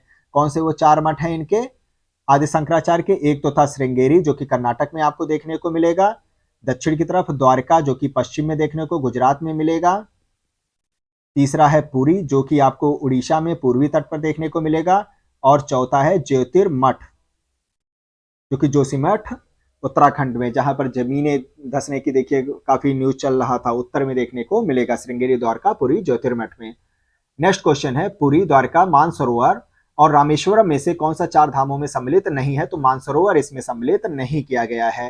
अब राजा और उनसे संबंधित स्थानों के बारे में हम यहाँ चर्चा करेंगे। भोज, राजा भोज जो है इनका जो है धार से संबंधित थे ये। दुर्गावती गोंडवाना प्रांत से संबंधित थी। समुद्रगुप्त विदिशा से इनका संबंध था, और अशोक जो है इनका संबंध उज्जैन से था। नेक्स्ट क्वेश्चन, अब हम चलते हैं प्राचीन भारत में स्थापत्य कला से के बारे में, मोस्ट इंपॉर्टेंट। और एक चीज मैं और बता देता हूं, थानेश्वर अगर आपसे पूछा जाए ये कहां पर है, तो थानेश्वर जो है ये हरियाणा में है। इसे जो है थानेश्वर को लाल भूमि कहा गया है। व्यापारियों के लिए खासकर इसको जाना जाता था, चिंतामणि, लाल भूमि, किसको जाना जाता था? इस थानेश्वर को। और ये कहां पर है? ये हरियाणा में है, इसे याद कर लीजिएगा, लाल भूमि व्यापारियों के लिए कहा जाता था। गिरनार वहीं गुजरात में, द्वार समुद्र कर्नाटक में स्थित है। द्वार समुद्र भी याद कर लीजिएगा, द्वार समुद्र ये कहां पर है? ये कर्नाटक में स्थित है। अक्सर एग्जाम में पूछ लेते हैं, इसलिए मैं बता दे रहा हूं। भीलसा वहीं मध्य प्रदेश में है, भीलसा मध्य प्रदेश में है। ओके, चलिए अब हम चलते हैं प्राचीन भारत में स्थापत्य कला के बारे में। कौन कौन से स्थापत्य कला फेमस थी? पहला क्वेश्चन, खजुराहो मंदिर स्थापत्य के निर्माण में सहयोगी थे कौन? चंदेल शासक थे। मध्य प्रदेश के छतरपुर जिले में ये स्थित है। और कंदरिया महादेव मंदिर तो सर्वोत्तम मंदिर बोला जाता है। ओके, यहाँ के मंदिरों में कौन सा? कंदरिया महादेव मंदिर। हर हर महादेव, महादेव मंदिर। चलिए नेक्स्ट क्वेश्चन है, खजुराहो के मंदिर संबंधित है हिंदू धर्म तथा जैन धर्म, इन दोनों से ही संबंधित है। ओके, यहाँ पर आपको वैष्णव, शैव, शाक्त, जैन इन सभी के दर्शन हो जाएंगे। नेक्स्ट क्वेश्चन है, खजुराहो के मातंगेश्वर मंदिर समर्पित है, तो ये शिव जी को ही समर्पित है। राजा धंग के काल में इसे निर्मित करवाया गया था। ओके, मातंगेश्वर मंदिर, और इस मंदिरों का जो निर्माण हुआ है वो नागर शैली में हुआ है। किसमें? नागर शैली में। एक द्रविड़ होती है, एक नागर शैली होती है, तो नागर शैली में इसका निर्माण करवाया गया है। भीतरगांव मंदिर, ग्वालियर का तेली मंदिर और कंदरिया महादेव मंदिर में से किसका शिखर द्रविड़ शैली में है? तो जो ग्वालियर का तेली मंदिर है, इसका जो ऊपर का जो शिखर है वो कैसा है? द्रविड़ शैली में निर्मित करवाया गया है। ओके, और एक चीज और याद रखिएगा, दशावतार मंदिर ये कहां पर स्थित है? दशावतार मंदिर जो है ये देवगढ़ में स्थित है। दशावतार मंदिर जो है देवगढ़ ललितपुर में आ जाता है। देवगढ़ ललितपुर उत्तर प्रदेश का ये हिस्सा है। ये गुप्तकालीन यहां पर भी मंदिर बनाए गए हैं। ओके, चलिए नेक्स्ट क्वेश्चन है, किस केंद्र में 100 से यानी 100 से भी अधिक बौद्ध गुफाएं मिल जाएंगी? कन्हेरी महाराष्ट्र में, मुंबई के निकट है ये। 100 से भी अधिक वहां पर बौद्ध गुफाएं आपको देखने को मिल जाएंगी। ओके, नेक्स्ट क्वेश्चन अब हम चलते हैं, आबू का जैन मंदिर किससे बना है? तो ये आबू का जो जैन मंदिर है ये संगमरमर से बनाया गया है। मोस्ट इंपोर्टेंट क्वेश्चन है। नेक्स्ट क्वेश्चन अब हम चलते हैं, इसके बारे में कुछ और भी बता देता हूं। आबू का जो दिलवाड़ा जल मंदिर है इसको किसने निर्माण कराया था? तो इसको भीमदेव प्रथम के सामंत थे। एक कौन? भीम देव प्रथम के सामंत थे, उनका नाम क्या था? विमल शाह। ये इनके सामंत हुआ करते थे, इनके द्वारा इसका निर्माण कराया गया था। और ये किस राजवंश से संबंधित थे? कहां के शासक थे? गुजरात के चालुक्य, सोलंकी जिसे कहा जाता था, सोलंकी चालुक्य वंश से संबंधित थे भीमदेव प्रथम। इनके द्वारा दिलवाड़ा का जैन मंदिर का निर्माण करवाया गया था। नेक्स्ट क्वेश्चन है, भावनगर, माउंट आबू, नासिक नगरों में से किस एक के निकट पालीताड़ा मंदिर अवस्थित है? तो भावनगर में जो है पालीताड़ा मंदिर अवस्थित है। ये जैन मंदिर है गुजरात के भावनगर जिले में। ओके, और यह मंदिर जैन तीर्थंकर आदिनाथ को समर्पित करवाया गया है। ओके, मोस्ट इंपोर्टेंट पालीताड़ा मंदिर। नेक्स्ट क्वेश्चन है, एलिफेंटा की गुफाएं मुख्यतः किस धर्म के मतावलंबियों के उपयोग के लिए काटकर बनाई गई है? तो शैव धर्म के मतावलंबियों के लिए। और किसके द्वारा? राष्ट्रकूटों के द्वारा इसका निर्माण करवाया गया है। और यहां पर आपको त्रिमूर्ति शिव की प्रतिमा देखने को मिलेगी, जैसा कि पहला नेक्स्ट क्वेश्चन अभी आपको बताएंगे। यहाँ पर एलिफेंटा की प्राचीन स्मारक किस धर्म से संबंधित है? तो बौद्ध और शैव दोनों धर्मों की यहाँ पर मूर्तियां आपको देखने को मिल जाएंगी। कौन सी गुफा त्रिमूर्ति के लिए विख्यात है? तो एलिफेंटा की गुफा जो है त्रिमूर्ति के लिए विख्यात है। इसका निर्माण जो है 5वीं से 6वीं शताब्दी के इर्द गिर्द करवाया गया था। ओके, मुख्यतः शिव जी को समर्पित है और बौद्ध के भी इसमें दर्शन मिल जाएंगे। चलिए, एलोरा गुफाओं का निर्माण कराया था किसने? राष्ट्रकूटों ने एलोरा गुफा का निर्माण कराया था। एलोरा में तुम्हें बौद्ध भी मिल जाएगा, हिंदुओं के भी बारे में मिल जाएगा और जैनों, इन तीनों के बारे में आपको जानकारी मिल जाएगी। शैलकृत स्थापत्य का उदाहरण है कैलाश नाथ मंदिर, जो एलोरा का है, ये शैलकृत स्थापत्य का उदाहरण है। अद्भुत भव्य मंदिर है ये। राष्ट्रकूट शासक कृष्ण प्रथम द्वारा इसका निर्माण करवाया गया है। मोस्ट इंपोर्टेंट, कृष्ण प्रथम के द्वारा, राष्ट्रकूट के शासक थे ये। नेक्स्ट है, एलोरा के प्रसिद्ध शिव मंदिर के निर्माता राष्ट्रकूट नरेश थे। कौन? कृष्ण प्रथम थे शिव मंदिर के निर्माता जो है। नेक्स्ट क्वेश्चन है, किस धर्म को राष्ट्रकूट का संरक्षण प्राप्त था? तो जैन धर्म को राष्ट्रकूटों का संरक्षण प्राप्त था। याद रखिएगा, मोस्ट इंपोर्टेंट क्वेश्चन है, नोट में जानते हैं। राष्ट्रकूट शासक खासकर जो अमोघ वर्ष थे, इनके एक गुरु थे जैन आचार्य, वो थे, वो कौन थे? जिनसेन थे, है ना, जिसने आदि पुराण की रचना किया था। तो इसीलिए इन्होंने जैन धर्म को संरक्षण प्रोवाइड करवाए थे। याद रखिएगा, राष्ट्रकूट शासक अमोघ वर्ष के गुरु का नाम क्या था? जैन आचार्य जिनसेन थे। और इन्होंने कौन से ग्रंथ की रचना की? आदि पुराण की इन्होंने रचना किया है, जिनसेन। अजंता की कला को किसने प्रश्रय दिया था? तो अजंता की कला को वाकाटक शासकों ने जो है प्रश्रय प्रोवाइड किया था। बौद्ध धर्म की महायान शाखा से संबंधित चित्र यहां पर आपको देखने को मिल जाएंगे। ओके, नेक्स्ट क्वेश्चन है, अजंता की गुफाएं लेपाक्षी मंदिर और सांची के स्तूप में से भित्ति चित्र कला के लिए जाना जाता है। तो केवल दो ही जाने जाते हैं, एक अजंता की गुफा जाना जाता है, एक लेपाक्षी मंदिर जाना जाता है। बाकी सांची का स्तूप भित्ति चित्र उत्र के लिए नहीं जाना जाता है, जो दीवालों पर चित्र बना दिए जाते हैं। ओके, अजंता तथा महाबलीपुरम के रूप में ज्ञात दो ऐतिहासिक स्थानों में कौन सी बातें समान आपको देखने को मिलेंगी अजंता और महाबलीपुरम के मंदिरों में? दोनों ही शैलकृत स्मारक हैं। ओके, दोनों ही शैलकृत बनाए गए हैं। Most important question.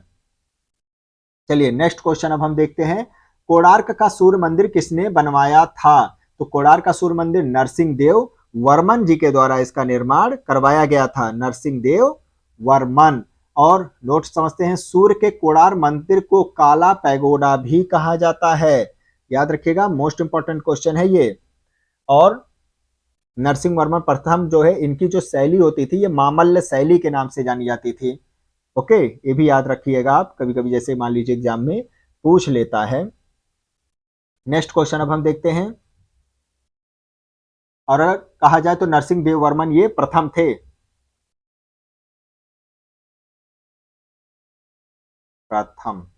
ओके, अब नेक्स्ट क्वेश्चन देखते हैं, मोढेरा का सूर्य मंदिर किस राज्य में स्थित है? तो ये है गुजरात राज्य में स्थित है। इसका निर्माण सोलंकी वंश के राजा भीमदेव प्रथम के द्वारा करवाया गया था। भीमदेव प्रथम सोलंकी वंश के थे, याद रखिएगा। मोढेरा के सूर्य मंदिर का इन्होंने निर्माण करवाया था। और मैंने अभी थोड़ी देर पहले बताया था, अबू धाबी के जैन मंदिर का निर्माण किसने करवाया था? भाई इन्हीं के ही शासन काल में हो तो हुआ था, भूल गए इतनी जल्दी? उड़ीसा में नष्ट होने से बचे मंदिरों में सर्वाधिक बड़ा और सबसे ऊंचा मंदिर कौन सा है? लिंगराज मंदिर है, सबसे ऊंचा भव्य मंदिर जो कि अभी तक बना हुआ है, बचा हुआ है। जगन्नाथपुरी मंदिर के गर्भगृह में भगवान जगन्नाथ, सुभद्रा और बलभद्र की मूर्तियां किसकी बनी हुई हैं? तो ये लकड़ी की बनाई गई हैं। अंकोर वाट का विष्णु मंदिर कहाँ स्थित है? अंकोर वाट का, ये आपको कंबोडिया, जैसे कंपूचिया के नाम से जाना जाता था पहले, वहां पर स्थित है। इसका पुराना नाम कंपूचिया हुआ करता था। और इसके शासक उस समय कौन थे? सूर्यवर्मन द्वितीय थे। उनके समय में इसका निर्माण करवाया गया था। विष्णु को समर्पित है, ये द्रविड़ शैली में बनाया गया है। ओके, विष्णु जी को समर्पित है और द्रविड़ शैली में। बोरोबुदुर स्तूप कहाँ स्थित है? ये जावा में स्थित है। द्रविड़ शैली के मंदिरों में गोपुरम से क्या तात्पर्य हुआ करता था? तोरण के ऊपर बनी जो अलंकृत एवं बहुमंजिला भवन होती थी वही तो कहलाता था गोपुरम कहलाता था। द्रविड़ शैली में सबसे इंपॉर्टेंट हुआ करता था उस समय का। ओके, चलिए नेक्स्ट क्वेश्चन है, चट्टानों को काटकर महाबलीपुरम का मंदिर किसके द्वारा बनवाया गया था? तो यह बनवाया गया था पल्लव के द्वारा बनवाया गया था। ओके, महाबलीपुरम का मंदिर। और खासकर किसके द्वारा निर्माण करवाया गया था महाबलीपुरम के मंदिर का? नरसिंह वर्मन द्वितीय के द्वारा जो है इसका निर्माण करवाया गया था। ओके, और नरसिंह वर्मन, अगर हम ये आपसे पूछे कि सप्तरथ मंदिर किसने बनवाया था, तो वो बनवाया था, ये नीचे वाला क्वेश्चन है देखिए, सप्तरथ मंदिर किसने बनवाया था महाबलीपुरम का? तो नरसिंह वर्मन प्रथम के द्वारा बनवाया गया था। ओके, सप्तरथ मंदिर जो वहां पर आपको देखने को मिल जाएगा। चलिए नेक्स्ट क्वेश्चन अब हम देखते हैं, और नरसिंह वर्मन द्वितीय ने सोर टेम्पल का खासकर इन्होंने बनवाया था। उसमें नरसिंह देव वर्मन ने सोर टेम्पल बनवाया था। और सप्तरथ मंदिर किसने बनाया था? नरसिंह वर्मन प्रथम ने बनाया था। रथ पर आए पहले प्रथम, ऐसे याद कर लीजिए, रथ पर आए पहले, शोर मचाते आए दूसरे, है ना। नेक्स्ट क्वेश्चन है, महाबलीपुरम मामल्लपुरम में रथ स्मारकों के निर्माण के लिए कौन उत्तरदायी हुआ करते थे? तो पल्लव। नरसिंह वर्मन प्रथम जो है रथ स्मारकों के लिए जिम्मेदार थे, अभी बताए थे। इन रथों को सप्त पैगोडा भी कहा जाता था। मंदिरों का सही कालक्रम कौन सा था? तो सबसे पहले बना था सप्त पैगोडा मंदिर बनाया गया था। सप्त पैगोडा 640 से 674 ईस्वी में बनाया गया था। उसके बाद महाबलीपुरम का तटीय मंदिर, ये सब पल्लव में बने थे 674 से 800 ईस्वी में। फिर ये देखिए चोल राज्य में बन रहा है वृद्धेश्वर मंदिर, राजराज प्रथम के समय में बन रहा है। और गंगई कोंड चोलपुरम राजेंद्र प्रथम के समय में बन रहा है। तो सबसे पहले सप्त पैगोडा आया, फिर महाबलीपुरम का तटीय मंदिर आया, फिर वृद्धेश्वर मंदिर, और सबसे लास्ट में गंगई कोंड चोलपुरम मंदिर, जिसे राजेंद्र प्रथम के समय में चोल वंश से ये सब संबंधित थे। ओके, नेक्स्ट है ऐतिहासिक राज्य और कहां से संबंधित है स्थल।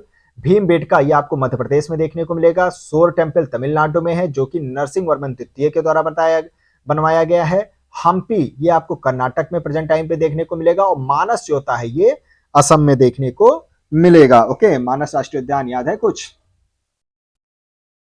नोट में समझते हैं, मीनाक्षी मंदिर ये पांड्यों के द्वारा बनाया गया मीनाक्षी मंदिर, अत्यंत भव्य मंदिर है ये। और महाबलीपुरम का मंदिर अभी मैंने बताया था पल्लव शासकों के द्वारा बनाया गया है। ओके, कंफ्यूज मत होइएगा दोनों में। और वहीं अगर हम ये कहें खजुराहो मंदिर किसने बनाया था, तो इस पर हम सबसे पहले चर्चा कर चुके थे, चंदेल शासकों ने बनवाया था। ओके, नागर शैली में जो कि बने हुए थे। प्राचीन नगर तक्षशिला किनके बीच स्थित है, तो ये सिंध और झेलम के बीच स्थित है तक्षशिला। ओके, सोनगिरी जहां 103 जैन मंदिर बने हुए हैं, किसके सन्निकट स्थित है, तो ये दतिया मध्य प्रदेश में आपको देखने को मिलेगा। वहां पर ये दिगंबर जैनियों का पवित्र तीर्थ स्थल है। मोस्ट इंपॉर्टेंट क्वेश्चन है, सोनगिरी मध्य प्रदेश में है ये। सोनगिरी 15 किलोमीटर की दूरी पर है दतिया से, है ना। नेक्स्ट क्वेश्चन है, प्रसिद्ध विरूपाक्ष मंदिर कहां स्थित है, ये हम्पी में स्थित है।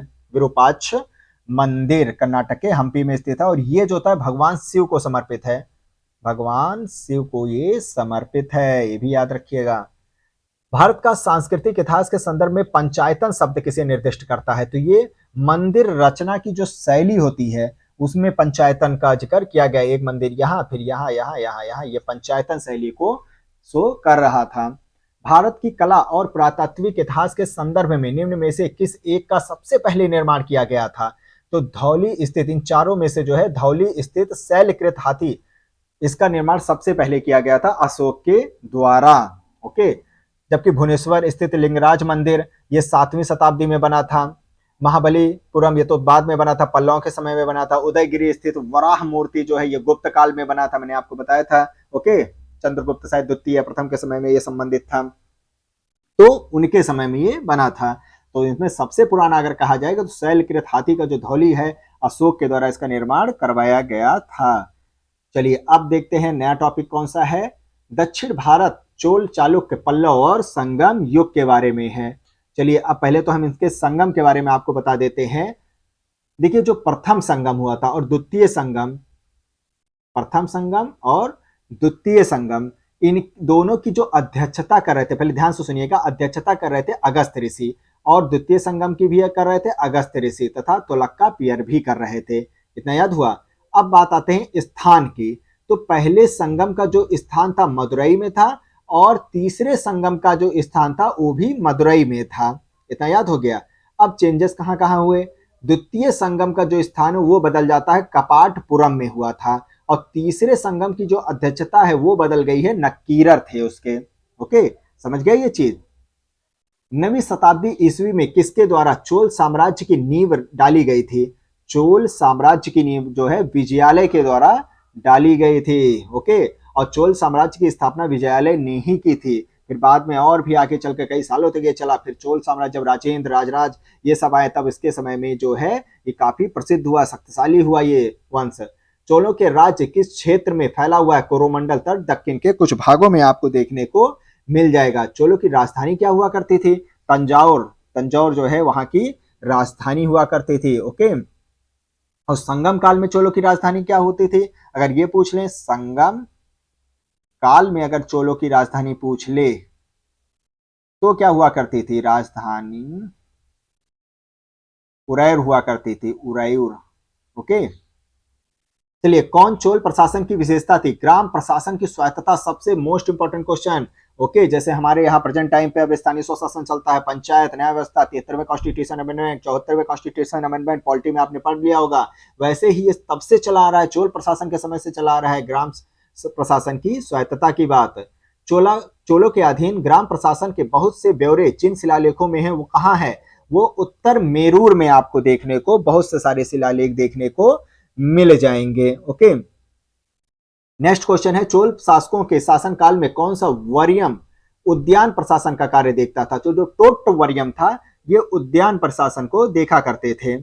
ओके, वरियम जो होता था ये देखरेख के लिए, कोई भी गतिविधि हुई, गांव की गतिविधि हो गई उस समय चोल काल में, तो उसके लिए एक कार्यकारिणी समिति हुआ करती थी, है ना, तो उसे को वरियम कहा जाता था। उसमें जो उद्यान प्रशासन का कार्य देखता था वो देखता था टोट्टम वरियम देखा करते थे, ये चीज है इसमें। और पोन वरियम अगर हम कहें तो वो स्वर्ण समिति हुआ करती थी। एरी वरियम कहा जाए तो तालाब समिति देखा करती थी। तो ऐसे बहुत से थे जिनका अपना अपना कार्य बटा हुआ था। सही कथन है, चोलों ने पांड्य चेर शासकों को पराजित करके, किसने, चोलों ने पांड्यों को भी और चेर शासकों को पराजित कर प्रायद्वीपीय भारत पर प्रारंभिक मध्यकालीन समय में अपना प्रभुत्व स्थापित कर लिया था। ओके, याद रखिएगा, most most most important question है ये। और चोलों ने दक्षिण पूर्वी एशिया के शैलेंद्र साम्राज्य के विरुद्ध सैन्य चढ़ाई की तथा कुछ क्षेत्रों को इन्होंने जीत भी लिया था। शैलेंद्र साम्राज्य, दक्षिण पूर्व एशिया की तरफ इन्होंने चढ़ाई किया। तो याद रखिएगा, इनका देखिए दूर तक अन्य देशों तक भी इनका पूरा फैला हुआ करता था। नेक्स्ट क्वेश्चन है, चोल काल में, एक मिनट, चोल काल में निर्मित नटराज की कांस्य प्रतिमाओं में देव आकृति प्राय कैसे होती थी? चतुर्भुज के आकार में हुआ करती थी। चोल काल में शिव की दक्षिणामूर्ति प्रतिमा, शिव की जो है दक्षिणामूर्ति एक प्रतिमा है, वो किस रूप को उनके संदर्भित करता, प्रदर्शित कर रहा होता है? तो वो उनके एक शिक्षक के रूप को बता रहा होता है कि भक्तों को अपने ज्ञान दे रहे एक शिक्षक के रूप में बताया जा रहा है। ओके, जिसमें क्या है, शिव की दक्षिण दिशा में मुख किए हुए प्रतिमा स्थापित की गई है।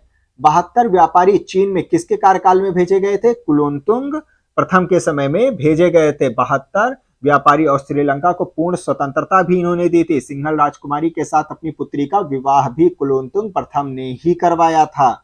नेक्स्ट क्वेश्चन है, दक्षिण भारत का कौन सा राजवंश अपनी नौसैनिक शक्ति के लिए प्रसिद्ध था? अभी मैंने बताया चोल बिना भाई नौसेना के ही पहुंच जाएंगे दक्षिण पूर्व पे आक्रमण करने। चोल शासकों में जिसने बंगाल की खाड़ी को चोल झील का स्वरूप प्रदान किया था तो वो थे राजेंद्र प्रथम थे।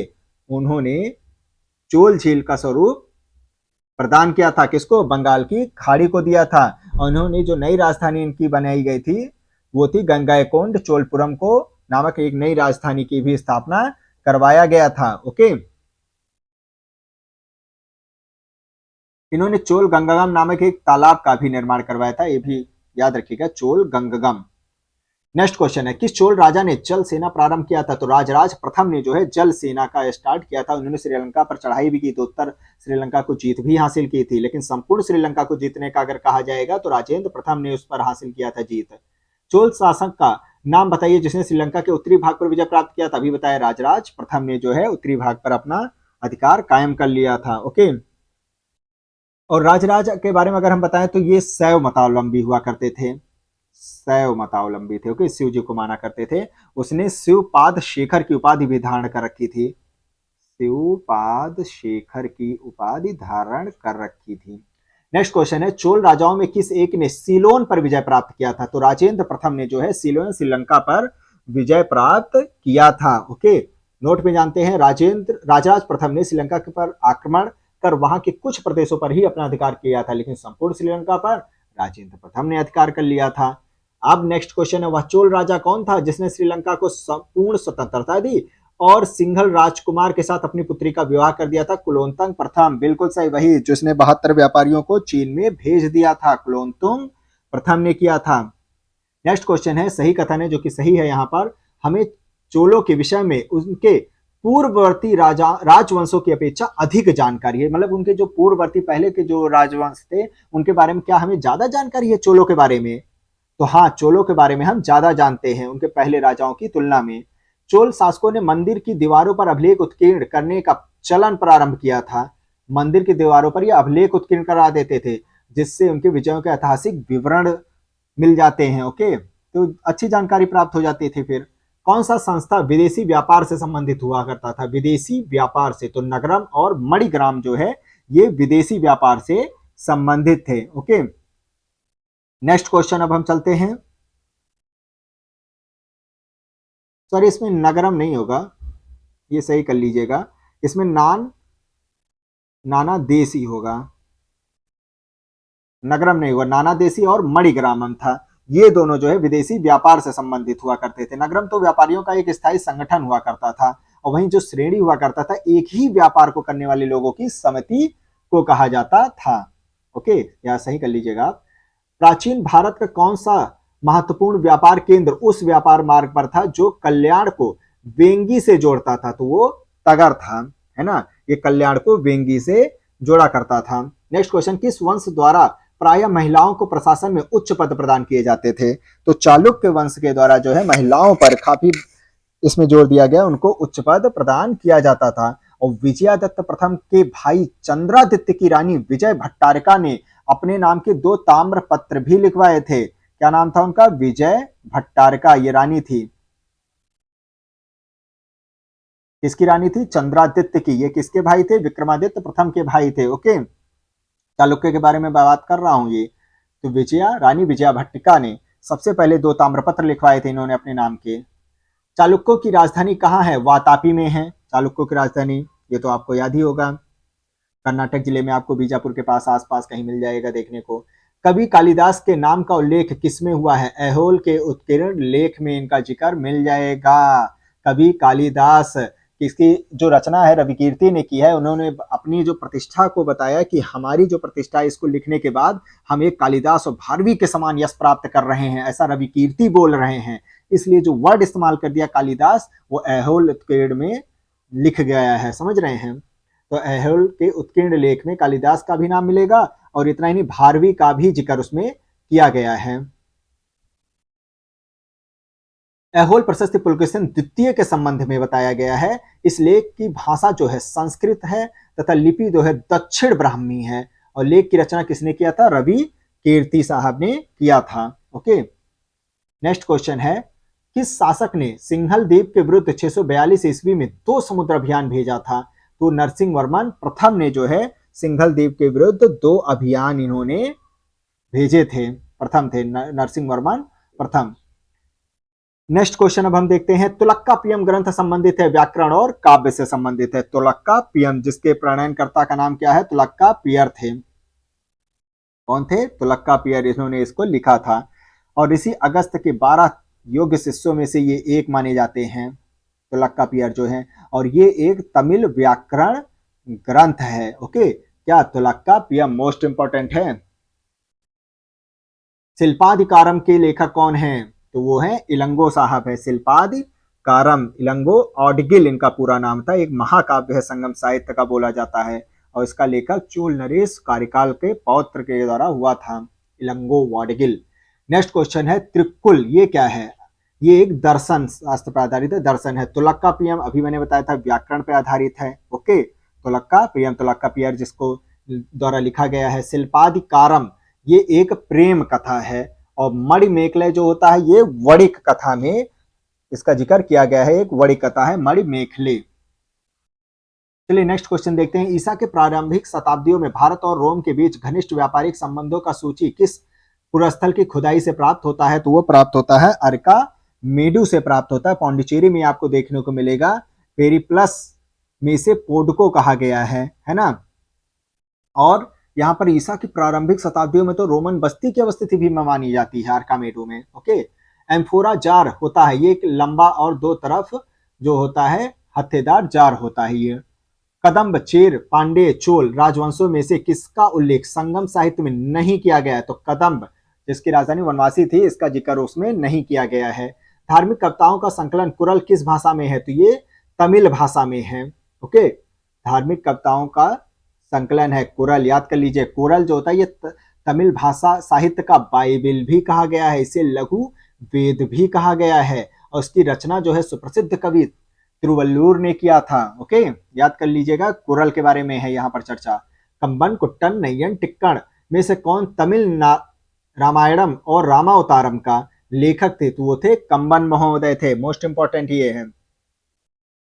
नेक्स्ट है, मध्यकालीन भारत के सांस्कृतिक इतिहास के संदर्भ में सही कथन कौन सा है? मध्यकालीन भारत के बारे में यहाँ पर तमिल क्षेत्र के सिद्ध सित्तर एकेश्वरवादी थे और मूर्ति पूजा की ये निंदा किया करते थे। जो सिद्ध लोग सित्तर थे वो एकेश्वरवादी हुआ करते थे, लेकिन और ये मूर्ति पूजा की क्या करते थे? निंदा किया करते थे। कथन सही है। और कन्नड़ क्षेत्र के लिंगायत जो है पुनर्जन्म के सिद्धांत पर प्रश्न चिन्ह लगाते हैं। लिंगायत वाले जो हैं, है ना, ये पुनर्जन्म के सिद्धांत को शायद नहीं मानते थे तथा जाति अधिकर्म को अस्वीकार भी किया करते थे।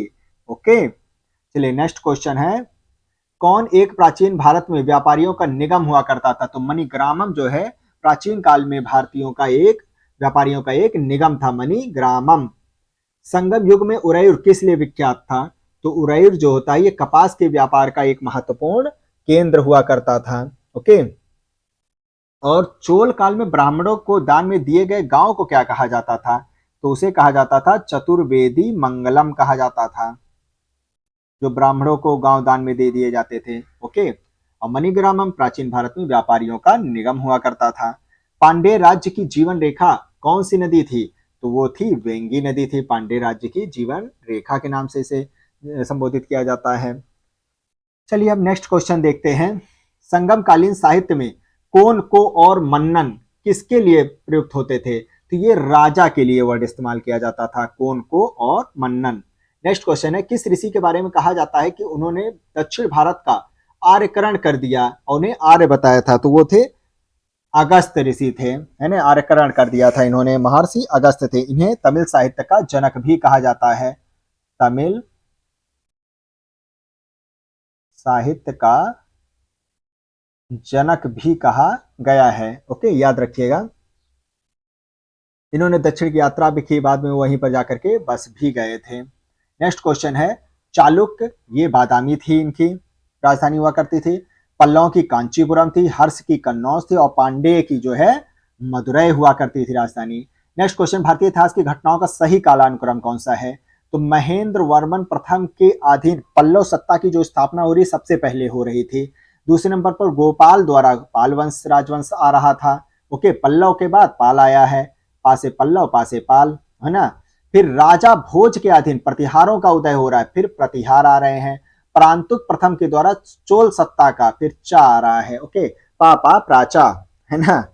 ऐसे याद कर लीजिए, पासे पल्लव पासे पाल, फिर प्रतिहार आए और लास्ट में जो है चोल सत्ता, जो कि प्रांतुक प्रथम के द्वारा इसकी स्थापना करवाई गई थी, चोल सत्ता की, और राजा भोज के द्वारा प्रतिहारों का उदय हो रहा था। नेक्स्ट क्वेश्चन है, किस चीनी यात्री ने चालुक्यों के शासनकाल में चीन और भारत के संबंधों का विवरण दिया है? तो मतवालिन जो है चीन और भारत के संबंधों का वर्णन कर रहा था। नेक्स्ट क्वेश्चन है, किस राजा ने अपने मंत्रियों को पशुओं पर क्रूरता पर प्रतिबंध लगाने के लिए काशी क्षेत्र भेज दिया था? तो चालुक्य राजा कुमार पाल थे, इन्होंने काशी क्षेत्र भेज दिया था। ये एक जैन मतानुयायी माने जाते हैं। ओके, नेक्स्ट क्वेश्चन है, कदम्ब राजाओं की राजधानी क्या हुआ करती थी? वनवासी हुआ करती थी। मोस्ट इंपॉर्टेंट क्वेश्चन है ये। नेक्स्ट क्वेश्चन है, कौन सा एक काकतीय राज्य में अति महत्वपूर्ण, और अगर ये हम कहें कदम्ब राजवंश की स्थापना किसने की थी, मान लीजिए अगर पूछ लिया जाए तो भी याद कर लीजिएगा, मयूर शर्मन थे। मयूर शर्मन, कदम, मयूर बैठा है कदम के पेड़ के पास, ऐसे याद कर लीजिए, इंपॉर्टेंट है। और कदम्ब राज्य को फिर पुलकेशिन द्वितीय ने क्या कर लिया था? अपने राज्य में बाद में जाकर के मिला लिया था। नेक्स्ट क्वेश्चन है, कौन सा काकतीय राज्य में अति महत्वपूर्ण समुद्र पत्तन हुआ करता था? तो मोटू पल्ली जो है एक महत्वपूर्ण समुद्र पत्तन हुआ करता था। ओके, नेक्स्ट क्वेश्चन अब हम देखते हैं, दक्षिण भारत के किस वंश के राजा ने रोम राज्य में एक दूत 26 ईसा पूर्व में भेजा था? तो पांडेय राजा, जिसकी राजधानी क्या थी? मदुरै थी। इसने 26 ईसा पूर्व में रोम राज्य में एक दूत भेजा था, पांडेय राज्य के थे। नेक्स्ट क्वेश्चन है, यहाँ पर सम्मिलित करने के लिए यहाँ पर कहा जा रहा है, मीनाक्षी मंदिर मदुरै में है, बालाजी विश्वनाथ के, है ना, जिसे कहा जाता है। वेंकटेश्वर मंदिर तिरुमाल आंध्र प्रदेश में स्थित है। महाकाल मंदिर उज्जैन में है, ये तो सभी को मालूम होगा। और वेलूर मठ जो है हावड़ा पश्चिम बंगाल में स्थित है। नेक्स्ट क्वेश्चन है,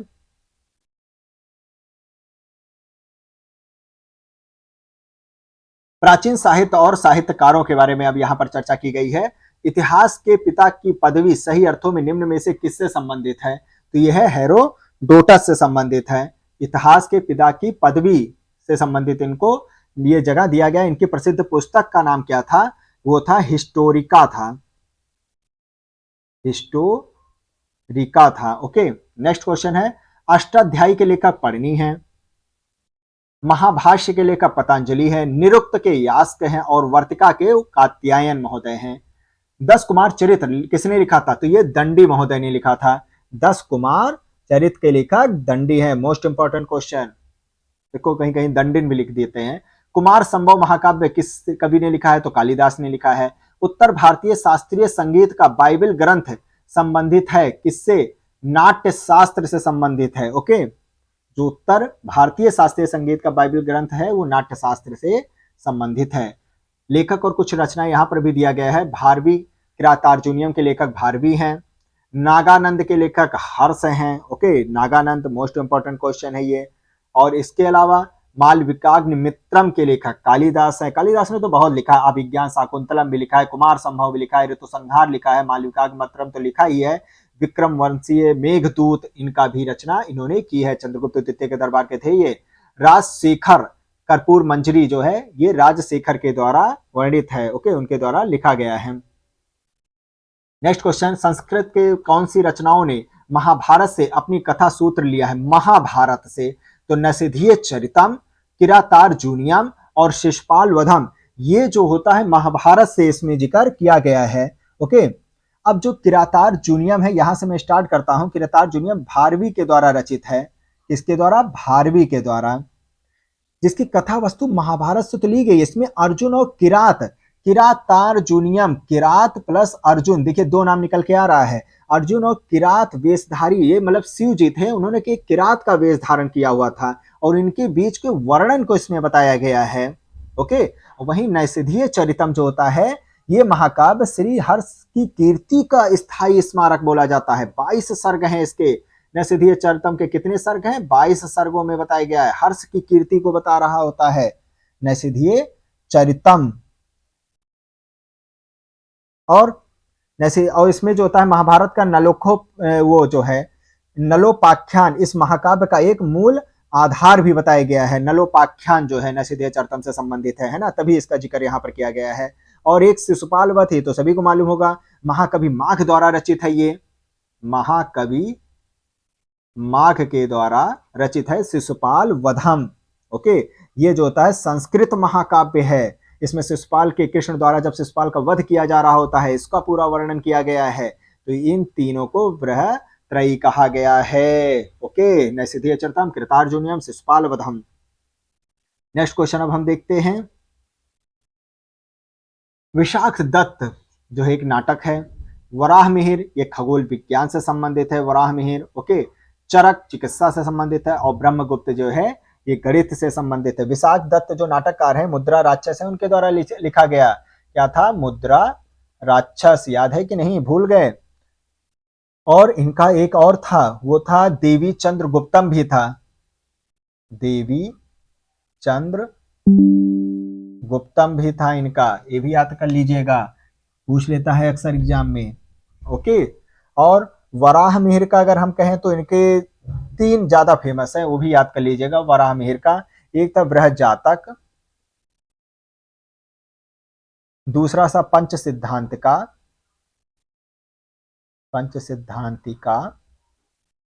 और तीसरा है बृहत संहिता।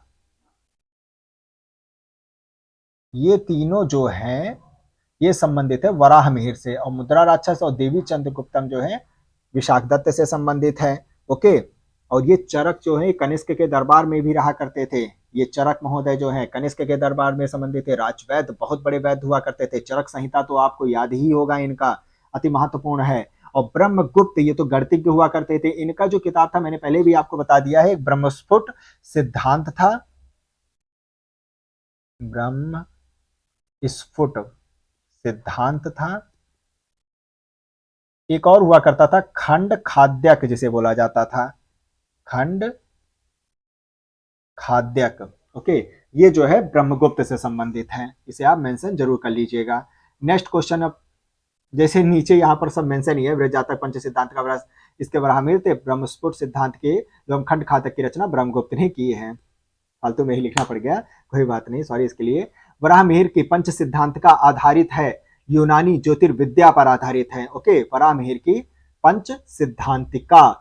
नोट में क्या है? सुबंधु संस्कृत भाषा के कवि थे या वासवदत्ता के रचयिता थे? संस्कृत भाषा से संबंधित थे। रासतरंगिणी के लेखक कल्हड़ के समय शासक कौन थे? जयसिंह थे। और कल्हड़ में ही जो रासतरंगी, इसमें हर्ष का भी जिक्र किया गया है, उसमें कश्मीर का जिक्र किया गया है। जयसिंह शासक हुआ करते थे उस समय, ओके, याद रखिएगा, इंपॉर्टेंट है ये।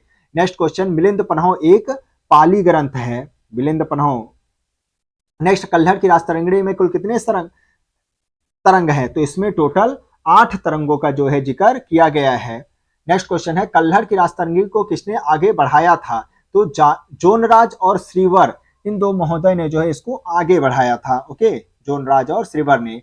सौंदरानंद की रचना किसने की है? तो तो सौंदरानंद की रचना जो है अश्वघोष ने किया। और केवल सौंदरानंद की ही रचना नहीं की है, इन्होंने बुद्धचरित, सारिपुत्र प्रकरण और सौंदरानंद, इन तीनों की रचना अश्वघोष ने किया है, जो कि उपाध्यक्ष थे जब कनिष्क के दरबार में चल रहा था वो चतुर्थ बौद्ध संवति कुंडलग्राम में, याद है कुछ, कश्मीर में। नेक्स्ट है नागानंद रत्नावली और प्रियदर्शिका के लेखक कौन है? हर्षवर्धन है। अमरकोश, सिद्धांत शिरोमणि, बृहत संहिता तथा अष्टांग हृदय, इन 4 ग्रंथों में से कौन सा विश्वकोशीय ग्रंथ है? तो जो बृहत संहिता है ये विश्वकोशीय ग्रंथ कहलाया जाता है। बृहत संहिता याद कर लीजिएगा, मोस्ट इंपॉर्टेंट क्वेश्चन है ये। चलिए नेक्स्ट क्वेश्चन अब हम देखते हैं। प्राचीन भारत के विद्वानों साहित्यकारों के संबंध में सही कथन कौन सा है? कालिदास चंद्रगुप्त द्वितीय से संबंधित थे, बिल्कुल संबंधित थे भाई। और पढ़नी 7वीं शताब्दी ईसा पूर्व के आसपास के थे ये पढ़नी जो है, अष्टाध्यायी पढ़नी। ओके, नेक्स्ट क्वेश्चन है परमार राजवंश के इतिहास पर प्रकाश डालने वाला स्रोत कौन सा है? पद्मगुप्त का नव सहसांग चरित्र, मेरुतंग का प्रबंध चिंतामणि और उदयपुर प्रशस्ति। ये सभी जो होते हैं परमार राजवंश के इतिहास पर क्या करते हैं? अपना प्रकाश डालते हैं, टॉर्च लाइट जलाए हुए हैं। ओके, ऐसे याद कर लीजिएगा। तो ये तीनों नाम याद कर लीजिएगा। पद्मगुप्त का नव सहसांग चरित्र था, मेरुतंग का प्रबंध चिंतामणि था और उदयपुर प्रशस्ति था। ओके, नेक्स्ट क्वेश्चन अब हम देखते हैं। कालिदास द्वारा रचित मालविकाग्निमित्रम नाटक के नायक कौन हैं? तो वो थे अग्निमित्र साहब थे। नेक्स्ट क्वेश्चन है रचनाएं और यहां पर विषय के बारे में बताया गया है। अष्टांग संग्रह आयुर्विज्ञान है ये, 10 रूपक नाट्यकला है ये, लीलावती गणित अभी बताया था, महाभाष्य जो होता है एक व्याकरण है। ओके, नेक्स्ट क्वेश्चन अब हम देखते हैं। जो यहां है वहां नत्र भी है, जो यहां नहीं है वह कहीं नहीं भी देखने को मिलेगा। ये ग्रंथ किससे संबंधित है? महाभारत में बारे में ये बताया गया है। नेक्स्ट क्वेश्चन, प्राचीन भारत का वह ग्रंथ जिसका 15 भारतीय और 40 विदेशी भाषाओं में अनुवाद किया गया वो है पंचतंत्र, जिसके लेखक कौन है? विष्णु शर्मा साहब है। इसका जो है 40 विदेशी भाषाओं में अनुवाद किया जा चुका है। और फारसी में जो इसका अनुवाद किया गया था अबुल फजल के द्वारा किया गया था, वो क्या नाम था? अबुल फजल के द्वारा इसका अनुवाद किया गया था। इसको कहा गया था आयर ए दानिश के नाम से किया गया था। फारसी अनुवाद था वो उस समय का। ओके, अब आते हैं लेखक और कुछ ग्रंथों के बारे में। सर्ववर्मा कातंत्र के लेखक सर्ववर्मा थे, मृच्छकटिकम शूद्रक थे, मिताक्षरा के विज्ञानेश्वर थे और राजतरंगिणी के कल्हड़ थे। नेक्स्ट क्वेश्चन, मत विलास प्रहसन के लेखक कौन थे? महेंद्र वर्मन थे मत विलास प्रहसन के लेखक। और मनुस्मृति मुख्यतः किससे संबंधित है? समाज व्यवस्था से संबंधित है। मोस्ट इंपॉर्टेंट क्वेश्चन है ये। अब चलते हैं नेक्स्ट टॉपिक पर। पूर्व मध्यकाल ताम्रपत्र लेख दर्शाते हैं कि प्राचीन काल में बिहार के राजाओं का संपर्क था जावा और सुमात्रा से था इनका संबंध। मोस्ट इंपॉर्टेंट क्वेश्चन है, कहां से था? जावा और सुमात्रा से। स्वर्ण भूमि का वह राजा कौन था जिसने नालंदा में एक बौद्ध विहार की स्थापना की थी और उसके रखरखाव हेतु तो अपने दूत द्वारा देवपाल से 5 गांव दान में देने के लिए प्रार्थना भी किया था। तो वो थे बालपुत्र देव थे। ओके, बस इतना ही याद रख लीजिएगा। नेक्स्ट क्वेश्चन चलते हैं। गोविंद चंद्र गढ़वाल की एक रानी कुमार देवी ने धर्मचक्र चिन्ह विहार कहां बनवाया था? तो धर्मचक्र नाम आते ही आपको तुरंत सारनाथ लगाना होगा। ओके, हम्मीर महाकाव्य में चौहानों को बताया गया है सूर्यवंशीय बताया गया है इनको हम्मीर महाकाव्य में। नेक्स्ट क्वेश्चन है, पृथ्वीराज विजय के लेखक कौन है? तो इसके लेखक हैं जयानक साहब हैं। ओके, पृथ्वीराज विजय के। अगर हम पृथ्वीराज रासो कहें तो वो पृथ्वीराज तृतीय के दरबारी थे, चंद्र बरदाई उनके समय का था वो, है ना। नेक्स्ट क्वेश्चन,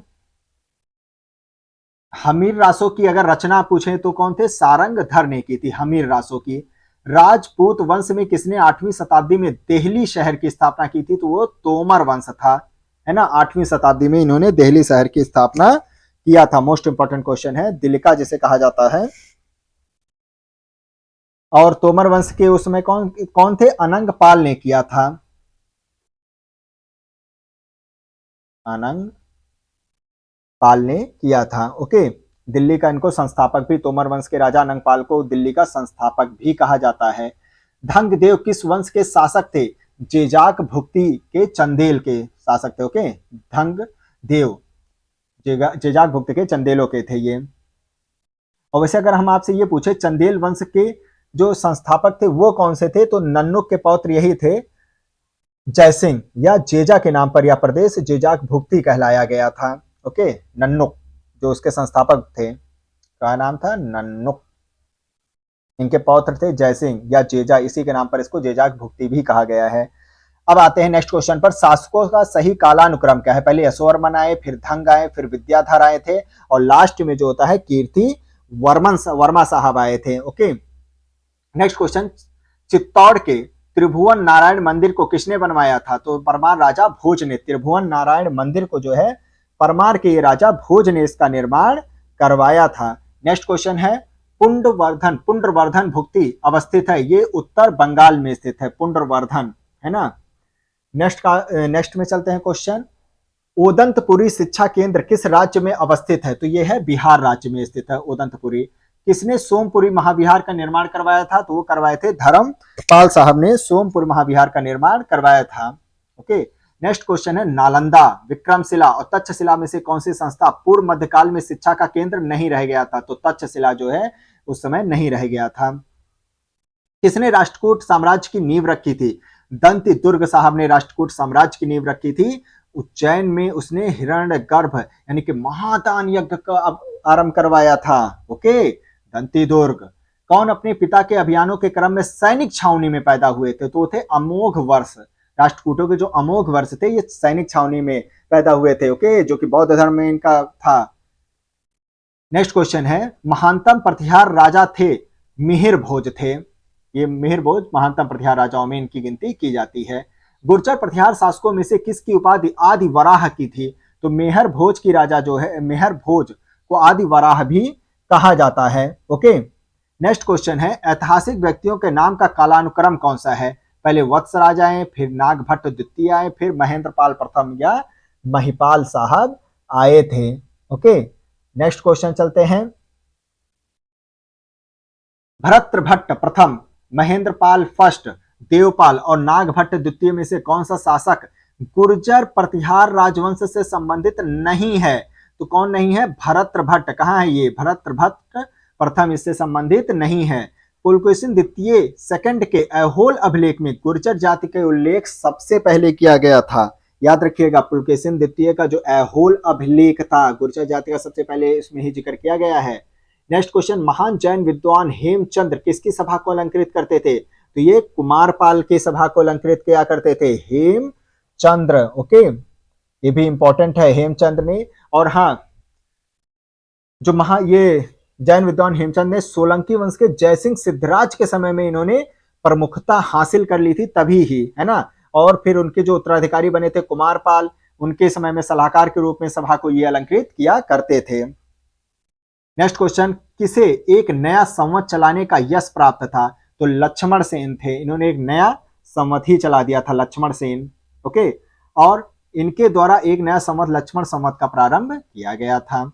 नेक्स्ट क्वेश्चन, कौन मध्यकालीन भारत के प्रसिद्ध विधि वेत्ता थे? तो विज्ञानेश्वर, हेमाद्री तथा जीमूतवाहन जो है मध्यकालीन भारत के प्रमुख विधि वेत्ताओं में इनकी गिनती की जाती है। ओके, याद रखिएगा, पूछ लेता है एग्जाम में ये क्वेश्चन।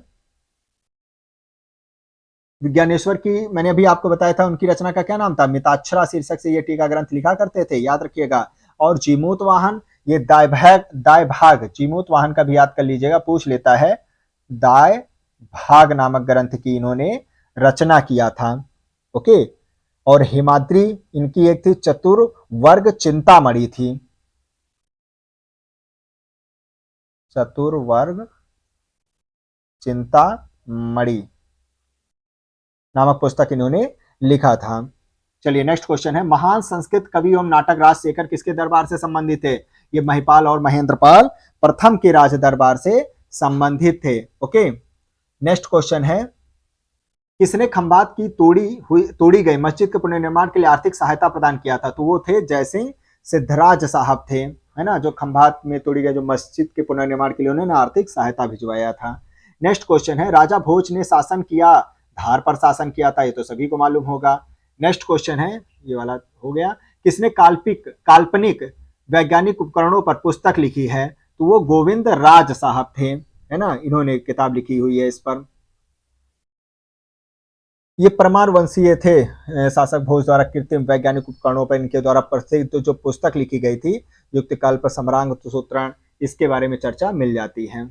तो लेकिन जो उतना डिटेल नहीं आपको याद करने की जरूरत है, कि इतना याद कर लीजिए, किसने काल्पनिक वैज्ञानिक उपकरणों पर पुस्तक लिखी, तो गोविंद राज जी ने लिखा था।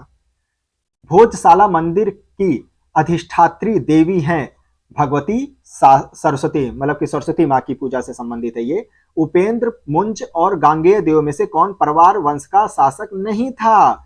गांगेय देव जो हैं ये परमार वंश से संबंधित नहीं थे। गांगेय देव जो है ये कलचुरी वंश का शक्तिशाली शासक था। इसे याद कर लीजिएगा, कलचुरी वंश, उसका ये शक्तिशाली शासकों में गिना जाता था। ओके, नेक्स्ट क्वेश्चन चलते हैं। गौडोहो के रचयिता कौन है? वाकपति हैं। कश्मीर के शासक जैनुल अबीदीन का वास्तविक नाम क्या हुआ करता था? शाही खान था। ओके, नेक्स्ट क्वेश्चन अब चलते हैं। कर्नाट वंश का संस्थापक कौन था? नान्यदेव थे। नान्यदेव ये 1097 से 98 ईस्वी का समय हुआ करता था। एक महान योद्धाओं में गिना जाता था, समझ रहे हैं। मिथिला का उस समय जब कर्नाट वंश का शासन काल चल रहा था तो मिथिला का स्वर्ण युग कहा गया था उसे। मिथिला का स्वर्ण युग के नाम से फेमस था वो समय। मोस्ट इंपोर्टेंट क्वेश्चन है ये। कर्नाट वंश का अंतिम शासक कौन था? हरसिंह साहब थे, ये अंतिम शासक थे। कुरुशपाल शिलालेख में किस राजा के बारे में जानकारी मिलती है? तो सोमेश्वर प्रथम के बारे में इसमें जानकारी मिलती है। यहीं पर इतिसिद्धम होता है हमारे प्राचीन भारतीय इतिहास का। और आशा करता हूं आपको ये वीडियो अच्छा लगा ही होगा भाई। बहुत ही ज्यादा इंपॉर्टेंट प्रश्नों का संग्रह है और उसमें मैंने कुछ अलग से भी बताए हैं जिसे आप मेंशन पीडीएफ में जरूर कर लीजिएगा। इसी के साथ जिन्होंने विदा लेने से पहले मैं एक चीज फिर से मैं बोलूंगा, प्लीज सब्सक्राइब कर दीजिएगा, बहुत मेहनत लगती है इसके लिए। और मैं आपसे विदा लेता हूं। नेक्स्ट वीडियो के लिए फिर से आप तैयार रहिएगा। जय हिंद, जय भारत।